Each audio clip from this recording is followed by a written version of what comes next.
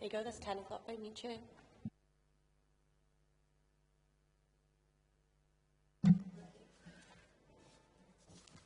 Good morning, bore da. Welcome. May I welcome all members and officers to the hybrid meeting of the Economy, Environment, Overview and Scrutiny Committee. This meeting is able to be viewed online live by members of the press and public today. Therefore, may I welcome anyone that may be watching remotely. A recording of this meeting will be made available on the Council's webcast and YouTube channels after the meeting is concluded, should anyone else wish to view it. Please be aware that this meeting is being transcribed only for the purposes of producing the minutes. The transcript will be deleted once the committee approves the minutes, and it should not be downloaded by anyone other than Democratic Services. To confirm, as a council, we welcome the use of Welsh language within our public meetings, but I can confirm that I have not received any notifications or requests to use Welsh today. Therefore, the meeting will be conducted entirely in English. May I remind members to refrain from using the chat facility and instead use the raised hand icon to indicate when you want to speak. Please could you also keep your microphones muted when not talking so that there are no interruptions encountered. May I also remind members that as a statutory guidance made under Section 4 of the Local Government Wales Measures 2011 and our formally adopted hybrid meeting policy, any members attending a meeting remotely must be able to be seen and heard by members and officers who are attending the meeting, as well as by members of the public viewing the meeting remotely. So can I ask that you all please use your cameras for the duration of the meeting? Okay, moving on to the agenda. Could JDO Democratic Service Officer confirm if we have received any apologies, please? Thanks, Chair. We've had apologies from Councillor Ashley and Councillor Carl Gordon this morning. Thank you, Jade. Moving on to part 2, declarations of interest. Can I ask members to state whether they have any declarations of interests, please? Yes, Chair. I should declare that I'm a member of Crossy-Carnagan and Llanrafon Community Council, who potentially a consultee. Yeah, I need to declare a personal interest as a member of Pontypool Community Council, who are likely to be a consultee, and just in the interest of transparency, that I'm a past member of 2 community groups which are no longer active, Friends of the British and the British Liaison Group. No other declarations? Okay. Can I yes, please, Chair. Just to declare I'm a chair of a community group in St Giles, so personal interest there. Thank you, Councillor Haynes. Right, moving on to the minutes of the meeting held on the 29th of January 2026. Just to remind members, these minutes related to a report we received on the sports facilities leasing policy and the provision and maintenance of play areas. Members, I'm sure you've read through these. Do you approve these minutes as an accurate record? Yeah, I can see everyone nodding. Thanks, so they're accepted. If we move on to the action sheet. It's just the recommendations. Yeah, recommendations as we've all received. So could members please confirm that they've read those and they accept those, or whether or not they've got any questions to ask? Everyone accepting of the recommendations from the last? Thank you. Okay, we move on to the substantive part of the meeting now, the blueprint for growth. The purpose of the report is to seek the committee's comments and the latest working draft of the shared blueprint for growth prior to embarking upon extensive consultation and engagement with key stakeholders and public. Before I commence any discussions, I would like to welcome the executive member, Joe Gordon, and the officers to the meeting. Could we quickly go around the table for everyone to introduce themselves to the committee members, please? Joe Gordon, Councillor for Crossy-Carnagan and Cabinet Member for Economy, Skills and Regeneration. Hi, Chris Ashman. I'm an independent place planning consultant working on this specific project. Greg MacDonald, the interim head of Economy and Place. Thank you, officers, and thank you, Joe. So can I hand over now to Greg to give us a brief presentation of the Blueprint for Growth. Yeah, thank you, Chair. If I just quickly say a few just opening words. So in 2023, the UK Competitiveness Index ranks Torfaen and Blaenau Gwent in the bottom 20 local authorities, reflecting significant deprivation, inequality and a lack of competitiveness. Our Federative Council model gives us an opportunity to work with Blaenau Gwent to create an ambitious strategy to unlock new investments, attract new industries and upskill our workforces in both boroughs, driving economic growth. The draft Blueprint for Growth shares a real visionary approach aiming to bring businesses, communities, employers and investors together, securing long-term sustainable and inclusive economic growth. I welcome your recommendations in advance, and particularly on the vision and the effectiveness of the approach, so we can move the current draft blueprint to the next stage before considering adoption. Thank you. Thank you, Jo, for that introduction from yourself. Greg, can I pass over to you now for the report? Thanks, Chair, and thanks, Joe, for the introduction. It's just worth, it's a bit of context to say that this has obviously been to scrutiny before, last October, and the outcomes from that were used to help shape what you see in front of you now. And Chris is here, obviously, who's taken the lead on this and has been doing a range of engagement since the end of last year, start of this year, and that will be ongoing. So we're not at the end of the process; we're still going through. And I think what you gave us in October was extremely a useful exercise to help us sharpen what we're doing, and we'd hope we can do the same again now for you to give us a steer what we need to, or if there's any gaps, and what we need to put a spotlight on. We do appreciate that the document that we've just been talking about in terms of the range of pictures and all the images, there's a lot of work to do on that. We're getting some work done around that. Chris has been doing a lot of the work, and he's here to actually provide some of the more levels of detail around what that is involved in terms of that engagement, and if there's any particular issues around that we need to delve into. So, on to the presentation. Why a shared approach? We have, in terms of the economic area, it's a similar area in terms of the challenges and opportunities faced.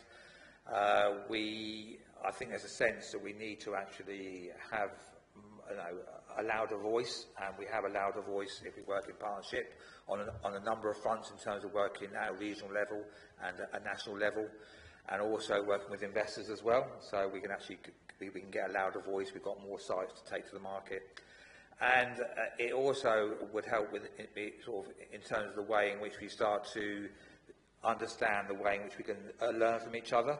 So we're all doing things in this space that are good practice, and we can actually take that learning as part of the joint working. So there's a number of reasons why we're driving that. I think we just mentioned the economic challenges. We have the index, and we're pretty low in the league table, so therefore there's a real challenge in terms of changing the dial and trying to move up the league table in that sense. You'll see, like a lot of these indicators, that is the context, and you've got it's a composite score, and you've got the range of indicators there. We also have the indices of deprivation, which will come into the mix as well. But it's almost understanding that picture where we are now, and there will be, and we'll come on to it at the end. There will be a report that we'll look to do each year that will come back to scrutiny to say this is what we're doing, this is what we've done, and this is what we plan to do. This is an outside well picture of all the economic shocks that are going on, and this is the impact of those economic shocks are having on our area, and this is what we're doing to try and address those. And that annual report will provide an opportunity to get a steer to it if we need to change a direction of travel. So that's the economic challenges. To delve into some of those, and this is something that I had to check a few times, but I think the big one for me is the activity rates or the inactivity rates, and a lot of our inactivity across both areas is due to a long-term sick, and that's proportionately much higher than a regional average and a national average, and that is, I think, where we need to change the dial in terms of looking at those issues. There will be people that are out of work because of that, but there's a range of people within that, and we need to understand that in terms of a long-term approach. I would say, looking at the stats, it's taken us years to get here, and we need a long-term plan to get out of it. But we need to understand that is, I think, the key indicator that we need to keep an eye on, and that will feed into the index that we just talked about as well. So, interestingly, and not unexpectedly, but we have, and bearing in mind there's a range. This is an average. We have, in terms of the income for people who live here, it's quite high compared to the people who work here. So we get a lot of people who, in our area, who go out in the area to earn money and bring it back. And that's not a bad thing. To actually have that, to actually have a consumption economy where you've got people who, with cash to spend in the area. So that's a good thing to have there. And I think the other one that I think that jumped off the page there is the qualifications. And I think that's an area where we might need to look at it linked to maybe the inactivity as well. So that skills agenda really has to be a big part of this agenda in its own right, but also the way it will touch every aspect and every one of the work streams that we'll come on to. The sectors with the other two key strengths, I think, was the other key. The sectors are... The sector in Blaenau Gwent and the sector in Torfaen, higher than the regional average. Yes, sorry. So you've got to work on the sector stuff. So you've got some strong sectors there, which will provide us an opportunity to understand sectors. I think that's a good point. Is we don't really look at sectors when we look at the economy, but we need to look at sectors and understand their particular needs with regard to skills and the business help and support and even investment and even the forms of workspace that we've got, which will become clear as part of the work streams. So those are just a general overview. In terms of what's in the blueprint, that's everything on the page. So you have, we have our vision, and that's something that you helped shape early on, and you can help shape again. And we have in that some themes. We're very much trying to land this in place, so people can understand it and understand what these things will mean for them, because it's easy for these documents to be very top level and it doesn't mean a lot to a lot of people. But if you have a place-based approach as well, then it means a lot to people in terms of just where they live and work and go to school and do other things. The implementation is there, so I think it's very keen to have the work streams, and there's 14 work streams that we've got. At the moment, again, that can change as we go forward, and as the annual economic report will indicate what needs to change, if anything. So that's something that can adapt. So that's sort of the whole of the blueprint on the page. We have a vision, which you can see there, and you've got that in the document. In terms of the tech valleys, that's the sort of thing we're holding on to. It's a particular brand, and that goes about the place, so you've got that, and again, views on that would be good, how we can sharpen that up and how we can make it real for you as members, but also for the people living in your area. We have the objectives, and these are the outcomes. Just pick up on a few of these, but again, it's what you'd expect in a lot of areas to have, trying to increase the income in the area for people to get good jobs into the area. So look at the issues of skills, and there's about a pathway issue about skills, and as we said before, the skills issue is a big agenda there, and it's understanding the way in which the economy is working at all levels, from the international type firms to the small SMEs that are based in a local area. And it's also understanding what we're here as a place to come and see as part of a tourism agenda as well. And I think that's a critical part of the work streams, that we must understand how that pound can work for us, and how that's important to actually sort of drive that particular sector within the broader economy, and with those job opportunities that would go with that. Again, we appreciate your views on these, to sharpen these up and maybe extend them if need be. A place-based bit is there, so you've got the various work streams and the themes around the business deployment growth, which you'd expect, around the economy, the infrastructure and investment that's needed for that, and the people and skills bit, which is critical for us. I mean, there is that classic thing: you could hit your target of getting investment and jobs in, but you will miss a point if those don't go to local people, and the way you address that is through the skills agenda. So that's sort of bringing that all together on the page, and saying that all those different elements will be looked at on those number of place plans as well, that will extend what we're doing now in town centres to look across the whole place and understand what this means in those particular areas. So all those. So we've got the thriving altogether, as I say about having these plans in place. We've got a lot of place plans at the moment, which we'll come on to in the town centres, but they are focused just on the town centres, and there's a recognition we need to go further than that. A place isn't just about the town, it's about the whole area, the whole population, about how those two areas, how the area, how the area works as a whole, as an ecosystem. In that way, and we have a key activity at the moment in terms of places, the LDP, the Local Development Plan, which we're now doing a joint one after council last week got agreed. We'll do a joint one between the two councils, and that's pretty important for the way in which we'll start to understand the long-term site allocation with employment, land and housing and all those, and the key infrastructure as well. Also, just to touch on, there is some stuff around some sites we'll look at. So we're just looking at in terms of master planning, that will bring it to life in terms of place, and also looking at the way in which we develop the issues of transport. And we have some good links at the moment, but that's an area for improvement. And a lot of the, for example, young people trying to go to education and various courses, the big issue they have is not being able to get to the courses at the time they need to. So we need to understand that links, the way in which those opportunities can be accessed. And I think the transport is a key element of that, and that's something we'll need to push at a regional level and at a national level to get that investment down into those areas. And then that's something that only we can do. So I think there's some things that will be on transport that will get investment for nationally, but we need to really push what else we need to do to actually link in people to what they actually need transport for.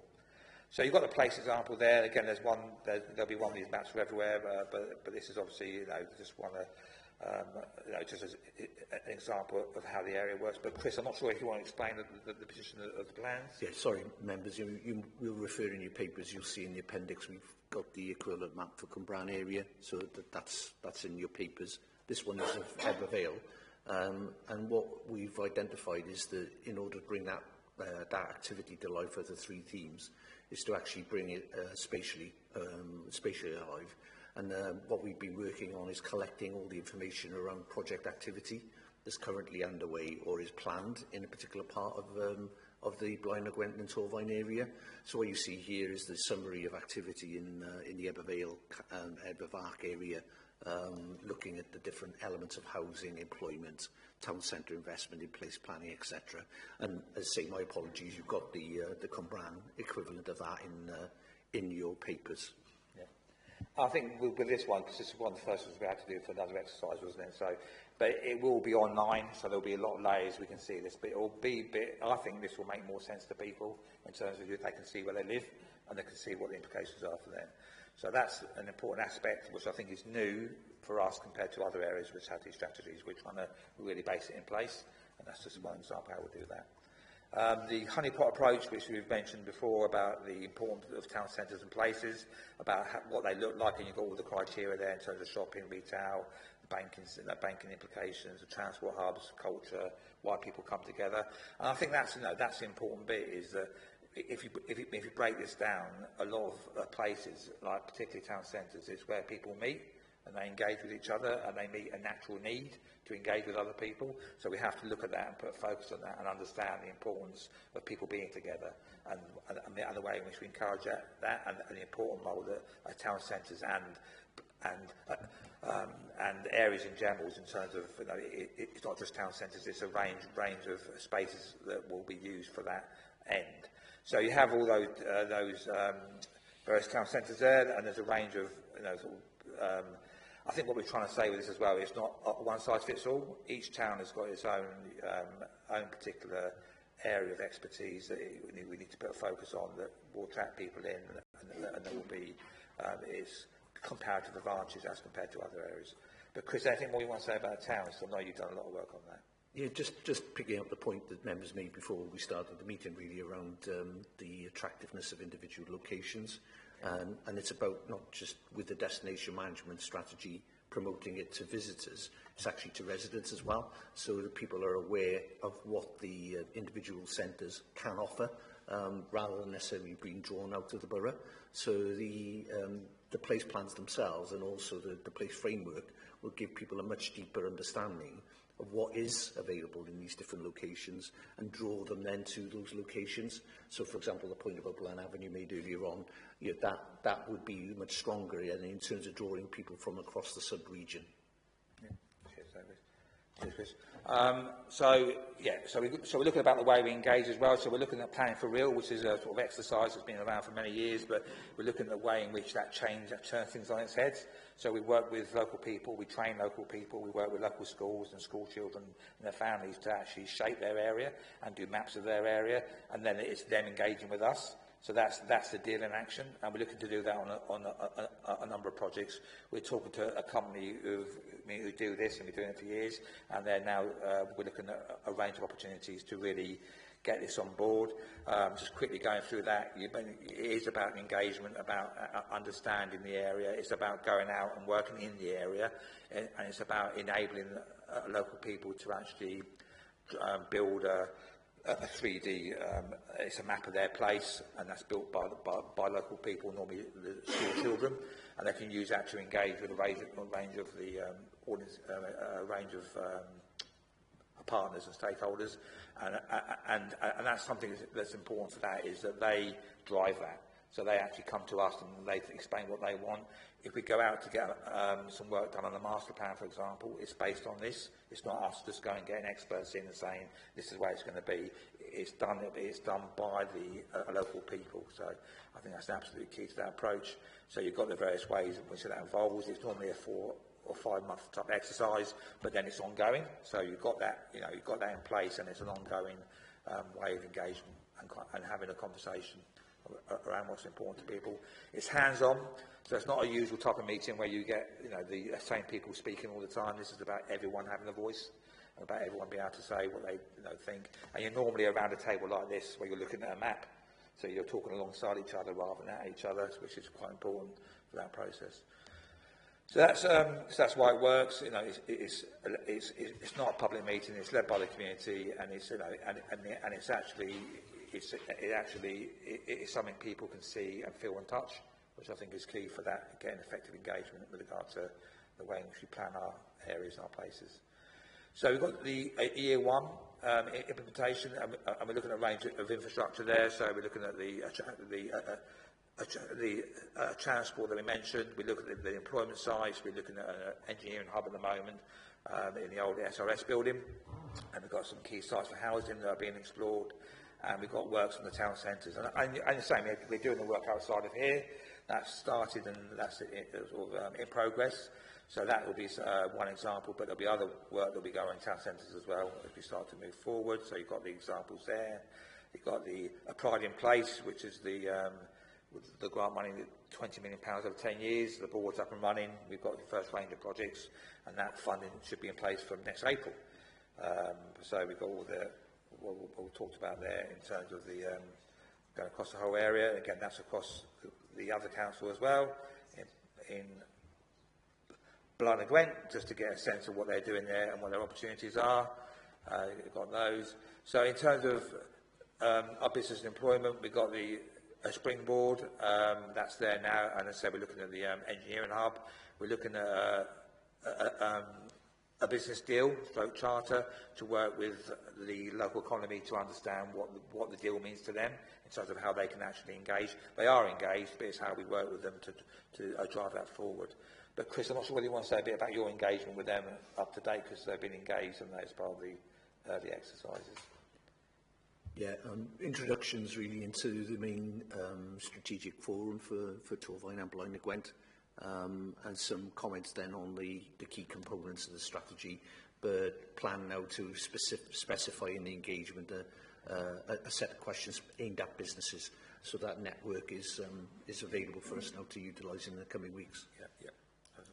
So all that is there, and we've got the stuff on people and skills as well. So there's a range of things going on there, which we're all aware of, but we need to actually, as we said before, put more of a focus on skills and actually work and to explore more what we can do. And the work on the engineering hub that we've talked about as an extension to a springboard will do that for that sector, and that's something that we're talking to the sector now as part of that approach. Like a lot of the things that we mentioned before, there's some things underway. So we've done the planning, and the attraction is there, and now it's really the acceleration and moving that forward over the coming months and years. So I think that's what we've got here. We've got a programme to do that and to identify that, and we've got a framework by which that can happen. I think the important thing is we've got 14 work streams, so it's not one plan to rule them all. This is a light touch plan with the view that there'll be other documents and other plans for the 14 work streams, and each work stream can move at its own pace. So if like the LDP will take 4 or 5 years, we haven't got to wait for that to actually do a scheme in the town centre, so we can actually work on things now as well. So I think that's an important thing that we're going to look at in terms of the way we see a programme of those work streams, understanding what's going to happen and when. But the point is, it's not going to all happen on day one. It's going to be things happen at different paces. So we can't do this on our own. We've got various grants that are coming in, as you're aware of, the Pride in Place, the a Levelling Up Fund, and there'll be the local growth fund that's coming down the line as well, and there'll be other funding coming down. We're looking to get a development partner on board, which was agreed last year. That's underway now with a view that we'll have a partner on board over the summer, and that will involve bringing a range of skills and investment into the area, and the way in which we can actually start to accelerate at pace then for a lot of our key schemes and key sites. And then we looking for approval in Cabinet. We'll come on to in terms of next year's, but there'll be a range of approvals through those types of processes, and obviously scrutiny as well with regard to the way in which it has oversight and steers us on our way. We mentioned before we're doing a lot of activity through the work streams, so those will be outputs, and those outputs being jobs or people being trained will have outcomes in terms of improving lives.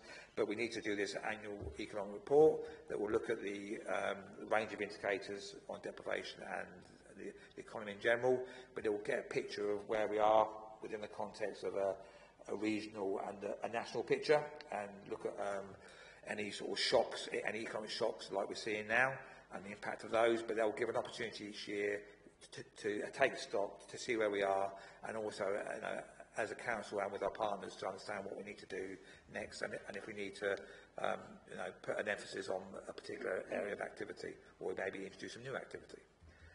So next steps, we've got an engagement, and Chris has done a lot of this and can give more detail, but we're not, we're looking to launch. We've been doing engagement over the last few months. We look to do more and do more with the public. So I think the last few months has been about going into depth. So not meeting a lot of people, just meeting a few people in depth and having those in-depth conversations. But then now, after this meeting, we'll update the document, and then that will go out to online to all our stakeholders and their channels and to the public. And there we'll go through all the normal types of channels which we've got there, that we have and our partners have. I think the important thing to say is that there will be the engagement, like the planning for law, will be ongoing as part of the work streams. So it won't stop with this document. It will be continuing as part of our approach to the deal to engage local people. So that will be done in every work stream, and every work stream will have its own approach to meet its particular needs. And then we're looking for eventually coming back to the Cabinet in autumn this year to get this approved. So that's a broad overview and next steps, and we can take any questions, Mr. Chair. Thank you for that presentation. I think some of that's been useful. Some of the questions may be sort of going over that area again, but I think it's important that we look at it in more detail. So, members, can I now hand over to you to go through the questioning that we agreed at pre-agenda meeting, please? And the first question is from Councillor Alan Slade. Thank you, Chair. Morning, everyone. A couple of general questions. Members suggested, looking at our question strategy, that there may be sort of a lot of duplication with this, with some of the work already being undertaken by the Cardiff Capital Region, the Public Services Board, the Regional Development Plan, local development plans, regional transport plans, etc. Are there any concerns, because I know I have a few, around ownership and responsibility, and could you please explain the importance of having this blueprint? Thank you, Alan. Who's going to take that question? Do you want to just to do a question at a time? Shall we? Yeah, okay. Well, I'll start then. Chris can come in and they'll come in as well. The duplication issue, I think this is the point for the framework, and this is why answering the last bit as well, why it's important. It's not new. It's trying to bring together everything and everyone on one page. So it's actually trying to get us all on the same page so we're able to move forward and do things in a way that actually adds to the work we're doing now. So it will be bringing together what's happened already with other partners, and we'll start to work with those partners as part of that, and that will be identified as part of the work streams. I think that's a good point which we can note, is the work streams, we need to do a bit on the work streams. It explains who owns it and how it's going to be taken forward, so we'll take that. But that's what will happen. It is bring together what's happening already, but it also looks at some stuff that's new and some stuff that will happen in a few years' time. So it tries to bring that all together. But what we're saying is we're not trying to wait for one document to be in place before things happen. This is actually picking up stuff that's happened already and trying to actually make sure that it links to what we want to do now and in the future. So that's why it's important as a document, and why it's light touch, so it's very top level, that we can actually move quite quickly, and that's why the structure is around the work streams, because each work stream can move at its own pace. Chris, do you want to add anything else to that? Just to reinforce on the importance of the blueprint, what you've got here is a critical mass being built of a population in the Central Valleys, which individually competes in a 10 local authority environment, actually punching your weight in terms of the population and the employment importance that you've got, can then help you increase your resource investment from government in particular.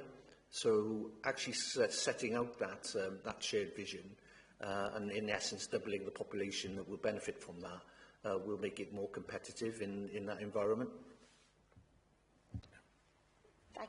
Can I ask a follow-up? Please do. Please. I think Joe wants to say something in a minute. Alan, then I'll come back to you. If that's okay, so yeah, I just wanted to say that the decisions we make locally as a result of our blueprint for growth and our work streams will all feed up into the regional work, won't they? So as an example, we've got our emerging joint local development plan, and that means we'll have a stronger voice on the strategic development plan when we do our local work. Oh, my ears have got funny. Local work on transport. That will then feed up into the regional transport plan, and because we're a federated council, that gives us one loud, strong voice to feed in there as well. Sorry, Alan, for interrupting you. Alan, did you want to come back and ask? Yeah, I mean, just a sort of practical example. I mean, bear in mind now that we, between us, Blaen Gwent and Torfaen are committed to spending something like £8 million over the next 5 years on the Cardiff City Region deal. Part of that deal is the South Wales Metro, right? So what's this Tech Valleys Metro referred to in the blueprint? Are they different things?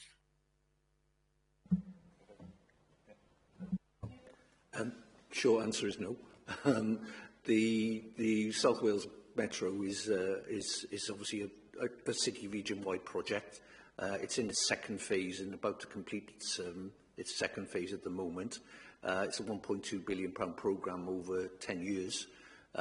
What the Tech Valleys Metro proposal is to actually take the bus and rail network and see how, and stress test it to see what the current strengths and weaknesses of it might be and how that can be enhanced at a local level, so the connectivity both within the two council areas as well as with the city region more widely can be enhanced.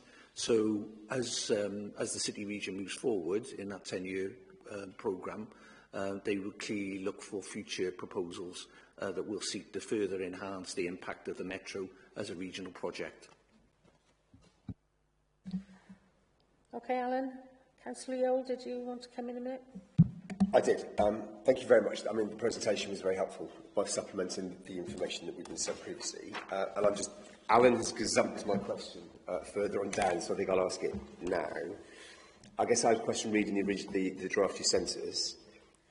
It very much gave the impression that this Tech Valley transport initiative is almost make or break. If we don't get it, we have a problem with stages 2 or 3. So I guess the question I had previously was, what is the fallback if our aspirations for sort of an integrated transport system covering Torvine and Blaenau Gwent that goes beyond what's currently in the CCR proposals? I mean, what is the fallback if that aspiration is not successful?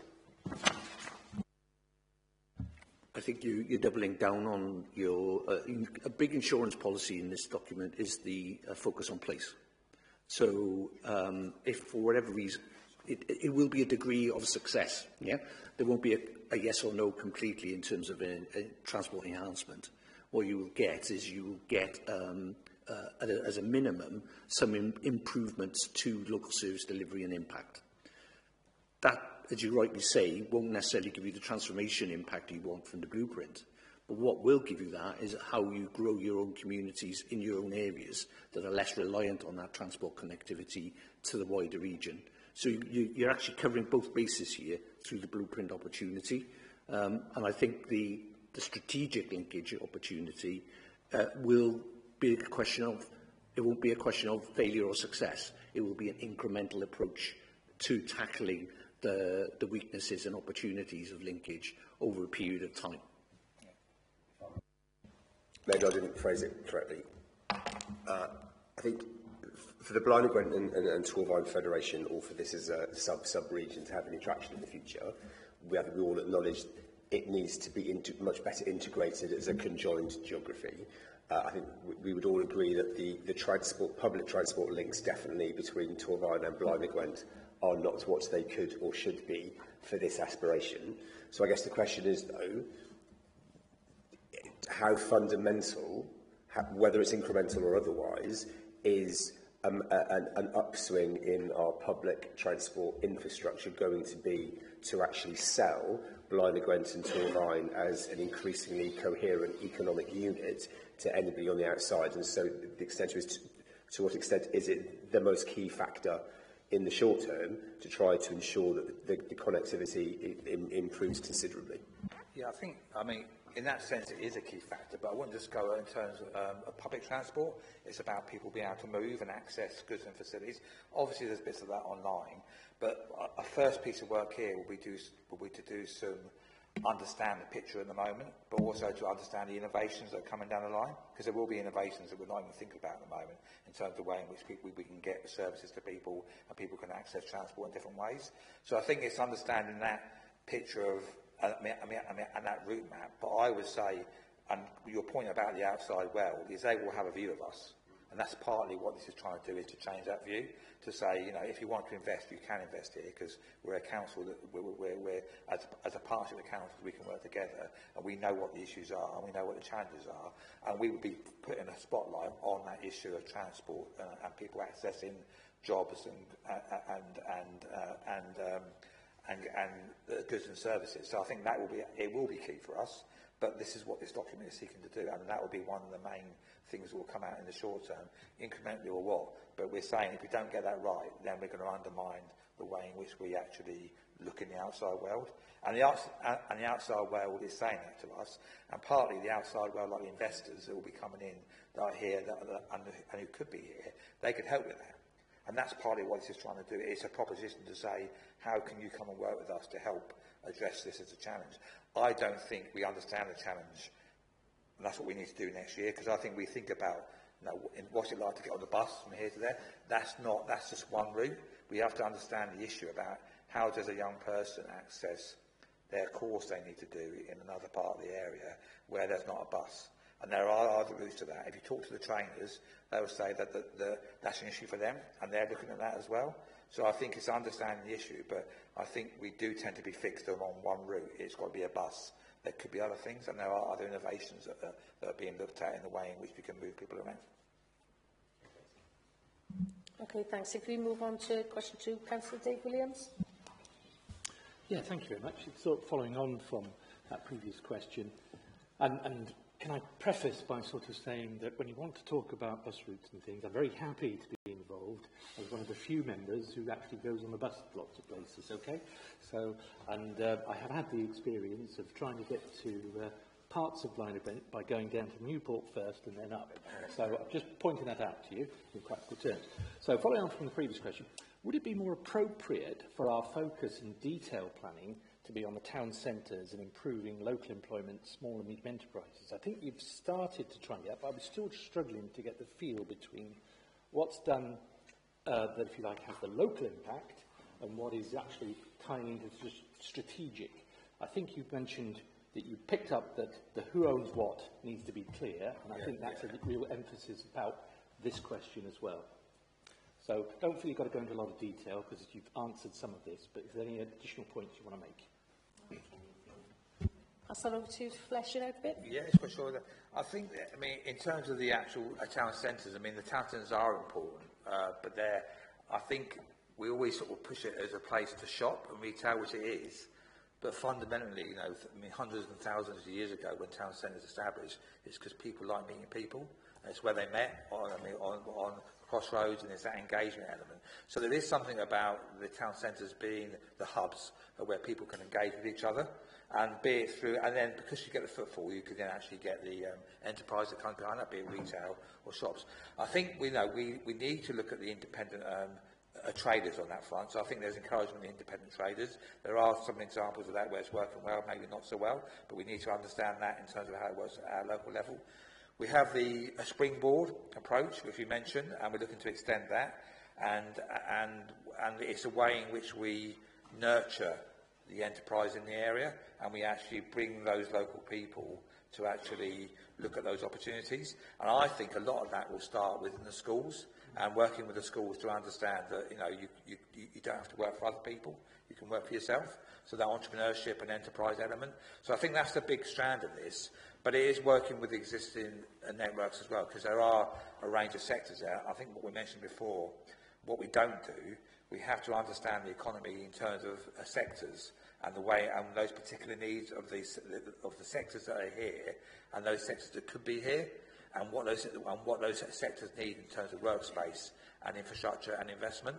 So I think that's what this will do. This will take a different look at the economy in that sense, and it will be the sector work that will link the inward investment to the SMEs in the area as well. But Chris, I'm not really want to add about the work you've done with the group, because you met with the group, didn't you, the partnership? Yeah, it's really about both areas have got a similar landscape around strategic employment and town centre-based employment. They're all very similar in terms of the settlements in that regard, distinctiveness in terms of their culture and heritage. So the analysis between how the strategic employment that is around the edge of the town centre then trickles in, if you like, into the town centre itself is what's missing. You've got actually a historic, a lengthy historic environment of that type. How have they actually then impacted on each other? And I think there are some good examples in some settlements across both areas about how the strategic employment relates then back to the town centre as a service centre. So I think that will come out of the place plan work in particular, because whilst there may be focus in terms of reutilisation of buildings in high streets for business startups, for example, then actually the wider service offer to the strategic employment that's nearby, Cwmbran is the obvious example, needs that further definition and development. You're okay with that, Councillor Williams? Okay, if we move on to question 3, it's a question I'm going to ask, please. It's a general question. Are you confident that there is adequate officer capacity and expertise in place to deliver the blueprint? Do you anticipate consultants being required for particular work streams? Yes, I think the answer to that. I think there is. I mean, what we would say, what hasn't maybe come across here, is that this has landed really well with the team. So within in terms of staff, they've actually, this is where they've embraced this. They can see where they fit. They can see what the opportunities are. So I think with these things, sometimes it can make people quite uncertain, because they're not sure whether there's going to be change in structures or job losses, that sort of thing. This is about opportunity for staff, for our staff, to actually do more and actually do some very exciting things. So this has landed, and Chris has met with all the team, or meeting with a lot of the teams within the Economy in Place service area, but also with other teams as well. And this has landed extremely well with them, and they're really excited about this. We will need other expertise, and that's why we're looking at development partner, and they will bring those particular skills around the way in which we organise land and assemble land, and that expertise to bring that land forward and to bring the investment to actually make that happen. So there will be a need for more expertise, but equally there's a chance to grow our own as well. So I think we've got, I mean, what hits me, actually, I've been here a few months now, but we've got some of that expertise in-house, and it's pretty good, actually. We've got some good expertise, so not to lose sight of that. But I think if we want the acceleration that we need, then we'll need to bring other expertise in. Okay, thank you. I'm sure that's something that will come up in future scrutiny. Yeah. Go on to question. Oh, sorry, Dave, supplementary. Supplementary, I think not to lose the expertise that's in our communities to ensure that that's drawn on as well. Thank you. Yeah, absolutely. Thanks, that's a very good point, Councillor Williams. Right, question 4, Councillor Hawler. Thank you, Chair, and good morning. This is about consultation on 5.1. Please could you provide more detail on consultation undertaken so far and outline the engagement plan associated with the timeline going forward? And how will you engage with the communities and who by? Thank you. So if I start with what's been done so far, what we've attempted to do is focus on some strategic stakeholders to share, as we did with the committee, the headline aspirations of the document, and as that's evolved into the strategic themes, to actually gain their feedback on the direction of travel, mostly on that element of place, and how this would bring to life the strategic employment aspirations of the document at a local level. So the main area of contact has been with town and community councils, either at clerk level or at full meetings to date, as a starting point for a discussion about local priorities and local opportunities. The other area then has been primarily a staff internal consultation across both teams. That's either been, again, individually with the teams or bringing them together from the two councils to actually talk around and develop the thinking behind the blueprint. And the other then has been in terms of the community and voluntary sector and private sector, to actually identify the key agencies that we would need to consult on the document through. So, but also taking their views on the strategic intent behind them. So the Gavo area and Blaen y Gwent, Torfaen Voluntary Alliance I haven't spoken to yet, but then the employer representatives of the Torfaen Strategic Forum and also the equivalent enterprise partnership in Blaen y Gwent. So those are the types of targeted interventions so far. They've definitely helped shape the direction of the document in terms of some of particularly the local opportunities and local priorities. And obviously it's not just what goes in the 12 pages, it's also then all the further detail that we've gathered from that intelligence that can go into the work streams and flow into the work streams as well. In terms of going forward now, following on from the discussions this week with both scrutiny committees, we're gearing up really for a public consultation, so it will be primarily web-based. What we're also seeking to undertake then is obviously targeting the linkage to that consultation to all of the networks that we've already engaged with, but also to other networks that may not have been involved to date. So there'll be a dedicated website covering both areas. People will be offered the opportunity to obviously read and comment on the document itself, but actually trying to engage slightly more in depth with the public. What we tried to do in a questionnaire is draw out two main areas: what you think about your place, and also what your barriers to employment and skills might be. So there are individual questions for a resident or for a business, depending upon your perspective in interacting with the document. So that will go through a statutory period of consultation up to the end of April, mid-May, and then obviously we'll crystallise the feedback from that. What we are attempting to do, staff permitting, is do some public-facing work as well in the business innovation centres, but also in the key high streets in Cwmbran and Ebervale. Again, taking questionnaire-based documentation there and securing that feedback from individuals on their views. I think it's been quite challenging, this one, because the brief has been for a very high-level document, which seeks to reach a range of audiences. And clearly, if you're trying to reach out to everybody on their own business's perspective and their own life experiences, it's quite hard for this kind of strategic document to land. Yeah. So we're trying to make it a little bit more accessible in that way through the consultation, so that we can get that nuance, really, in terms of some reinforcement of some of the key issues that might come back from those different communities and those businesses. So, yeah, I hope that answers the question. Yeah. Obviously, any other further suggestions you've got for engagement and consultation would be really welcome. So, at the start of your sentences, you talked that you were going to engage with the local town and community councils. There is 80 members across the two boroughs that represent their communities that equally have a handle on what happens within their communities, and they probably have a better handle than the local town councils. Would it be fair to say that it would be right to consult individual members from those communities, please? And secondly, we've got a residential base that not everybody uses computers.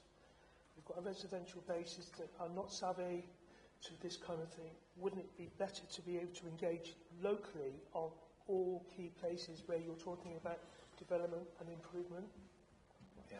Not everybody would engage on a computer. We talk about that many times. Yeah, I think it's something that's a really good point. I mean, in terms of members, I think it's, I'm not sure if it's a blind spot, but I think it's something there's an assumption on our end that once we go online that you'll be using that, that we can brief you to say that can you push this through the normal channels. But I think we'll take that away in terms of a particular focus. But I would say that this is a top level document in terms of very high level ambition, moving it, and it's light touch for that reason. I can't imagine that. I think most people will agree with it. We'll get a tweak in terms of where we need to spotlight, where there's opportunities. But I think the main consultation, like the planning for real, will happen in the work streams, and that's where the detail will come, and that's where the engagement needs to be. I think we're focused. Councillor Williams. Thank you, because I was going to ask where the planning for real was coming in as part of the consultation process, and I think you've answered that. Yeah. So my second point was really more of an observation, or two observations really. Firstly, obviously both councils have done some work around citizen assembly, so we should have a mechanism that can be drawn on quite quickly. And secondly, I think there's also an opportunity, in addition to the community council's point that my colleague raised, to work with the CVCs. You mentioned TVA. And Gavo. So again, those are just points to make. Yeah. Okay. Councillor Hawley, did you want to please say something? Would it be fair? Would it be fair to say that if you want full engagement within the community, you've got to use all avenues of communication to communicate with the community? Absolutely. Yeah. That's great. Thanks. I think we've covered that now. I think some of this has already been covered. The next question's Councillor Parish's, but if you'd like to ask it, Councillor Parish. Thank you, Chair. How will we present the blueprint to the public for consultation? And will there be an easy read version, and how will it be communicated? So that sort of follows on from the last, but just a little bit more information about easy read versions, etc. Yeah. The accessibility of the document will be through the questionnaire. It'll focus on those two key areas I mentioned earlier of people's experiences of accessing employment and skills, and also what their views on their place might be. So it's very much grounding it in their own local knowledge. In terms of actually taking the 15 pages and making it into something 1 or 2 pages, that's the next stage beyond this process. Because what we obviously want is that confidence and buy-in by people to the wider partnership agenda that we're advocating here, and obviously then identifying within each of the work streams what that means to them, in terms of stakeholders. I think what we can do then is summarise, particularly as a result of using the consultation feedback, actually, you said this document now says this. And that will obviously be an appendix of the council report, but can also influence then the 2 or 3 pager that would be available to the general public. Is that okay, Councillor Parish? Yeah. Can I just ask a supplementary on that, since you've mentioned accessibility? It seems that something like more pictograph might be useful for people who communicate better in that way rather than through words. And we've also got people who may be visually impaired, hard of hearing, whether libraries would be used that can use those technologies to pass it through. So whether or not that could be considered. It will be available in major formats, won't it, in that sense? That's good. Councillor Norma? Yeah, that's fine, thanks. Nothing for you? Okay, if we go on to the next hear question. Yes, we can hear you, Norma. Oh, thank you. Councillor Williams has got the next question, please. Thank you, Chair. Members were concerned that the UK Competitive Index is published every 4 years, so it is quite high level and spaced out. We appreciate the blueprint is a high-level strategy, but will there be engagement with local businesses and communities to set local measures? Because you want to be able to see progress more frequently or more readily than every 4 years in a top-level index. So, are you able to outline a little on that? Yeah, I mean, that's the overarching picture we're saying that gives us a long-term view. There will be the annual report that will look at a range of local indicators that will give you, this group and others, an opportunity to actually look at where we are and the direction of travel, what more we might need to do or change. I think also within each work stream there will be particular indicators as well. So, for example, if you're looking at the economy with different sectors, there will be looking at indicators around jobs and employment, skill training, those sorts of things. So they will get down to that fine level of detail. So that will be there as well. So there will be a range of indicators at different levels, and it's about having the right touch at a right level. So any more views and comments on that will be appreciated. But we feel we've got an approach that will work for now, but we need to just look how we can improve that as we go. Brilliant. Thank you. That could maybe be a recommendation for future scrutiny. Okay, next question is from Councillor Haynes. Aye. Is there a risk that 14 work streams are too many? Will it be clear who is responsible for each of them, and how will we monitor progress? So again, that's sort of been partly covered. But I think just to add to what's been said already, I mean, the 14 work streams, that is a good point. It's very ambitious, but that's the point, is that we feel that covers the full ambition. I think we've taken away, and we'll take away the point, we need to put a programme around that. But not all those work streams will happen at once, and they will happen at a range of paces. But those 14 work streams, as of now, is what we think we have to put the energy into in terms of achieving our ambition. So I think we need those to have the ambition. But what we need to understand is the pace and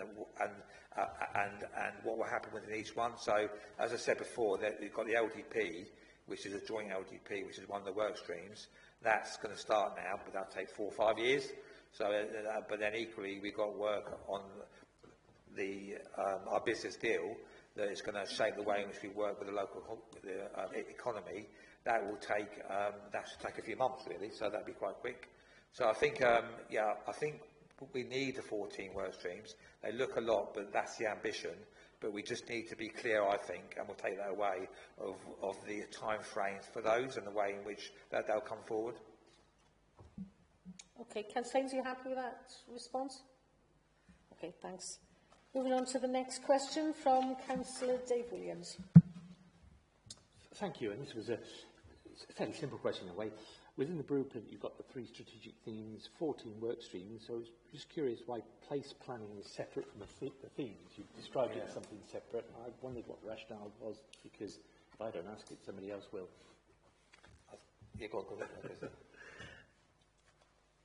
I think I've said this in the engagements we've had previously.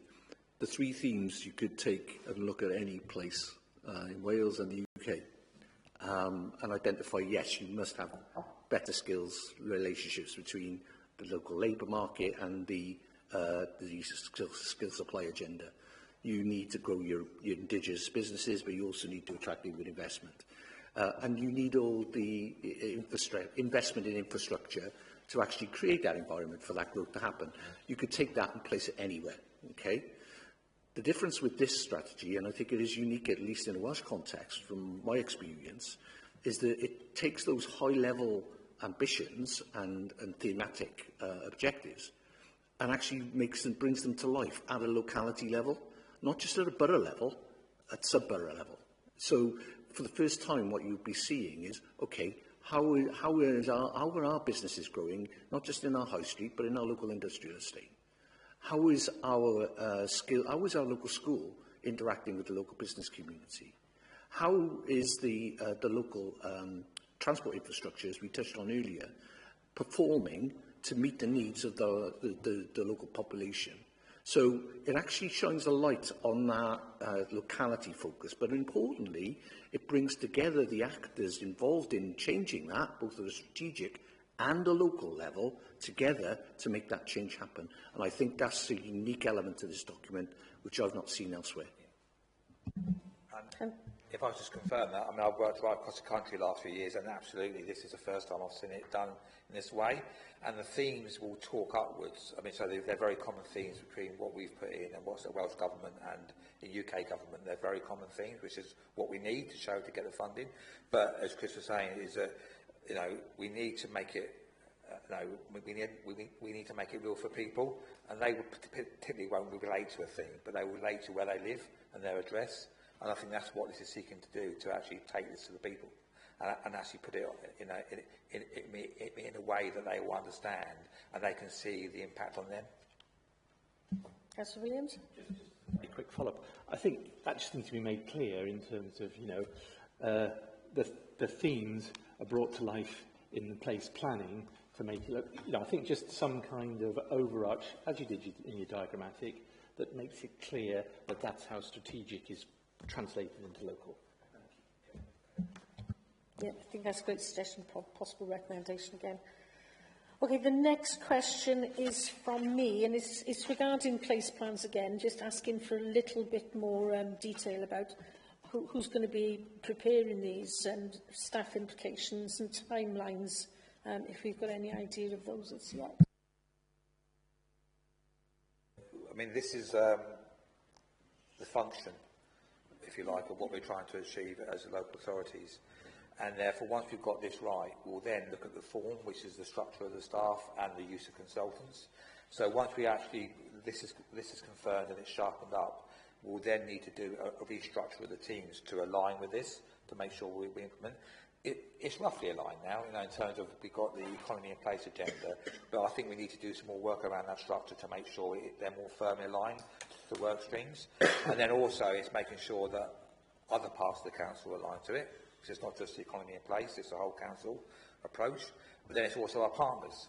So I think what this will do is it will need to look at the structures and the forms of our own organisation, but also the way we work with others to make sure we're aligned to what we want to do here. So that's the order of it, and that's the way it needs to happen. I think often you could get that wrong by thinking we need to get the plan to fit our structure, but it should be run the other way. This needs to come first. So again, just to clarify, who would be sort of responsible, accountable for producing the place plan? The place plans, there will be a team. So we've got a. So it can be a specific. We've got a team that is driving it. Right. But the whole point of the place plan is, like any service, is like, you know, when you're in economic when you're working with the economy, you can almost sense that everyone thinks anything to do with the economy is done by that team or that person. The point we're pushing back on the economy and with the place is that there will be a team driving it, but it's something for the whole council to actually get engaged with. Yeah, okay, thanks for clarifying that. Next question is also from me. I've got a question on that. Sorry, Councillor Slade, didn't notice your hand up. Yeah. My Cwmbran has got a town board, and that's got, as I understand it, a sort of guaranteed level of funding for the next 10 years. How is this blueprint going to fit in with that?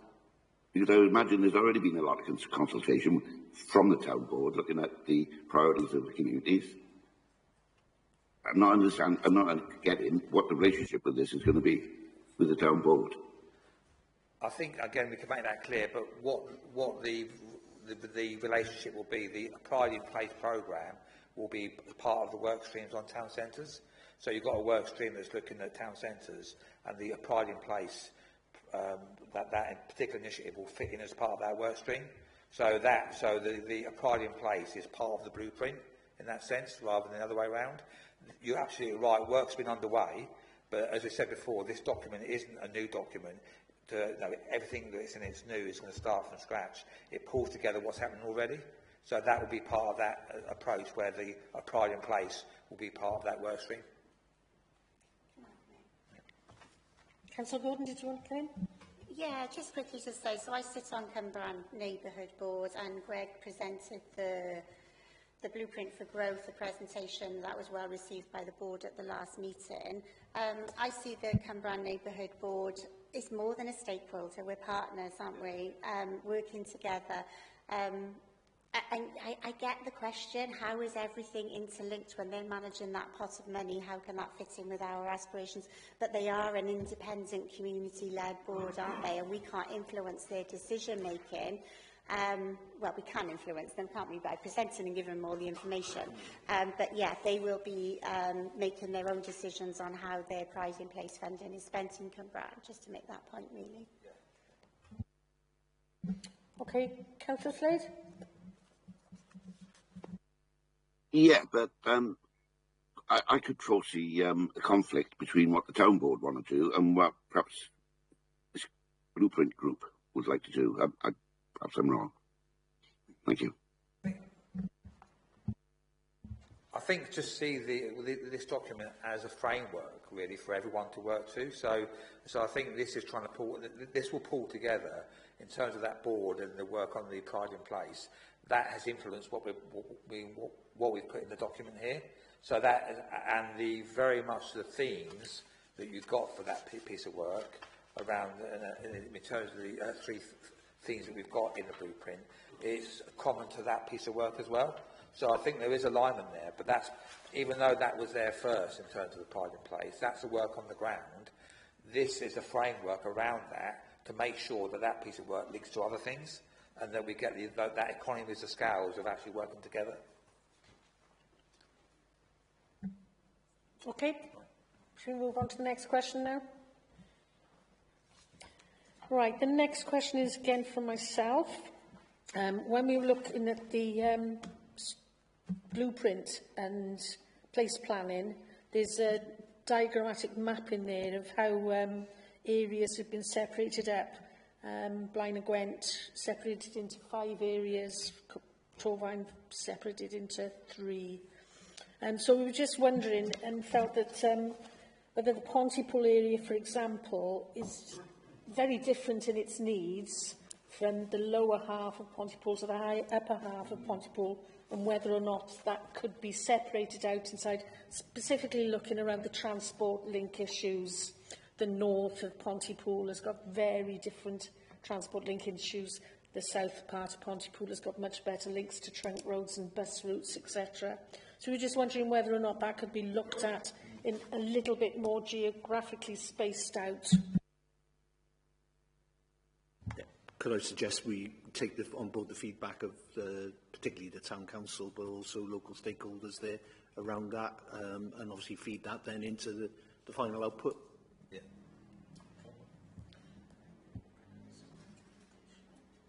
Yeah, I think we can do that if we put that down as a recommendation to take forward later on. So if we move on now to the next question so that we can get through it. Councillor Yowell. Okay, Councillor Yowell's happy that that's been answered. Can we move on now to the next, which is Councillor Williams? Yeah, I've slightly changed the wording on this. We felt that equity is very important, obviously, in terms of digital infrastructure. Not completely brought out in the blueprint. I think your answer to the last question helps inform that. So it's just an observation that we perhaps need to draw out how we're looking to improve equity across access to digital within our planning. Observation only. Thanks. Yeah, go that way. Yeah. I think equity is going to come up probably again in the future. Okay, the next question. Councillor Hawler? Thank you, Chair. This is talking about pages between 37 and 40. A number of the work streams are very inspirational and require private investment. How confident are you around this, and are we looking for one large investment partnership or several smaller partnerships? I can start and then others come in, but I think, yeah, with the investment side of it, it's about getting the right offer on the table, and that's what we need to work with partners to do for sites or for buildings or for whatever we're trying to do. There's loads of investment out there, and my advice would be, as part of this, you know, if you're in that world, you've got to get the right investment for what you're trying to achieve. So it's not a question, is there, and you know, that can range from you know, from the institutional investors through to individuals, through to our own investment as a council and as a pension fund that we've got, so we can look at that as well. There's a whole range of opportunities there, but it's about getting the right investment for the right activity. So I think that's something. So there is a range of investment we would look at, but it's about the way in which we shape what we want to do to attract the market that we want, and that will include, for example, working with a development partner who works in that world to actually come and sit alongside us, next to us, and advise us what we need to do for some of our sites to make it attractive to the market. At the moment, we leave it to others, if you like, to come to us. We need to go out on the front foot and get that expertise in-house to help us drive those projects. Councillor Hall, I think you'd like to come back. We're talking about improving towns and communities. The biggest investor within towns and communities are the communities themselves, by businesses that set up. In a previous life, I had a business in the town. I spent a lot of money on my business and came out with a very little return. How can we help those smaller businesses increase, and in what way can we do that? Because right now, if we want the towns to flourish, we've got to invest in the smaller businesses to be able to have that happen, and they need help. And that was going to be my follow-up, actually, was that the strategic investment is vital, and that strategic level of investment, pension fund, etc., equity funds, etc., is where you might start on the investment narrative. But actually, it's about those local decisions that people having confidence to make in their own growth, both individually in terms of their own skills development, but also in terms of their small businesses or medium-sized businesses, of which Torfaen and Blaenau Gwent are well blessed with those, to actually continue to grow and to find suitable alternatives in terms of their location space within their area. It's about one of the key work streams for me, and they're all key, but one of the important work streams would be around this business deal concept, which is about making both councils more business friendly than they already are. And I would say out of the 10 local authorities in South East Wales, they're probably getting there in terms of that agenda. So their support framework, partly as a result of previous funding and the skills and expertise of their staff, is second to none in that regard. But between, combining the two together and having a collective offer and philosophy towards the business community will give that confidence that businesses need to invest in the next project, in the next person that they recruit. Just to come back on that, I think this is a chicken-egg situation right now. No small business will invest into a local community if they don't see people walking down that community. So is it not engaging with the community to be able to help those businesses out? Because businesses won't go on a high street if they don't see people walking down it. I mean, that's absolutely, and I think that's partly what we look to do in terms of the way in which we attract people in. And I suppose you can look at it in terms of local people, but you can look at it in terms of a range of pounds, and there's different types of pounds, and those different pounds are affected. Like we mentioned before, there's lots of people who live in this area, go out of the area to earn quite a bit of money and come back. So how do you provide offer for them to spend their money in the area and give us that approach. The work on the town centres, it is driving a range of footfall. We need to think about that, and you can have a range of events and campaigns to shop local and all those sorts of things. So I think that's something we can actively do, and we would look to do as part of the work stream around that particular sector in terms of supporting retail. So you can have events that will help with that, but there's events that go on already, and I think it's almost how we start to join that up. And it can be things like we're doing here with the church, with the CAF and with the car park. It's making that an attractive as a gateway to the area to draw people in. And then we're working with other owners on the high street to pull people down the high street and looking at those types of uses that can bring those buildings back into use.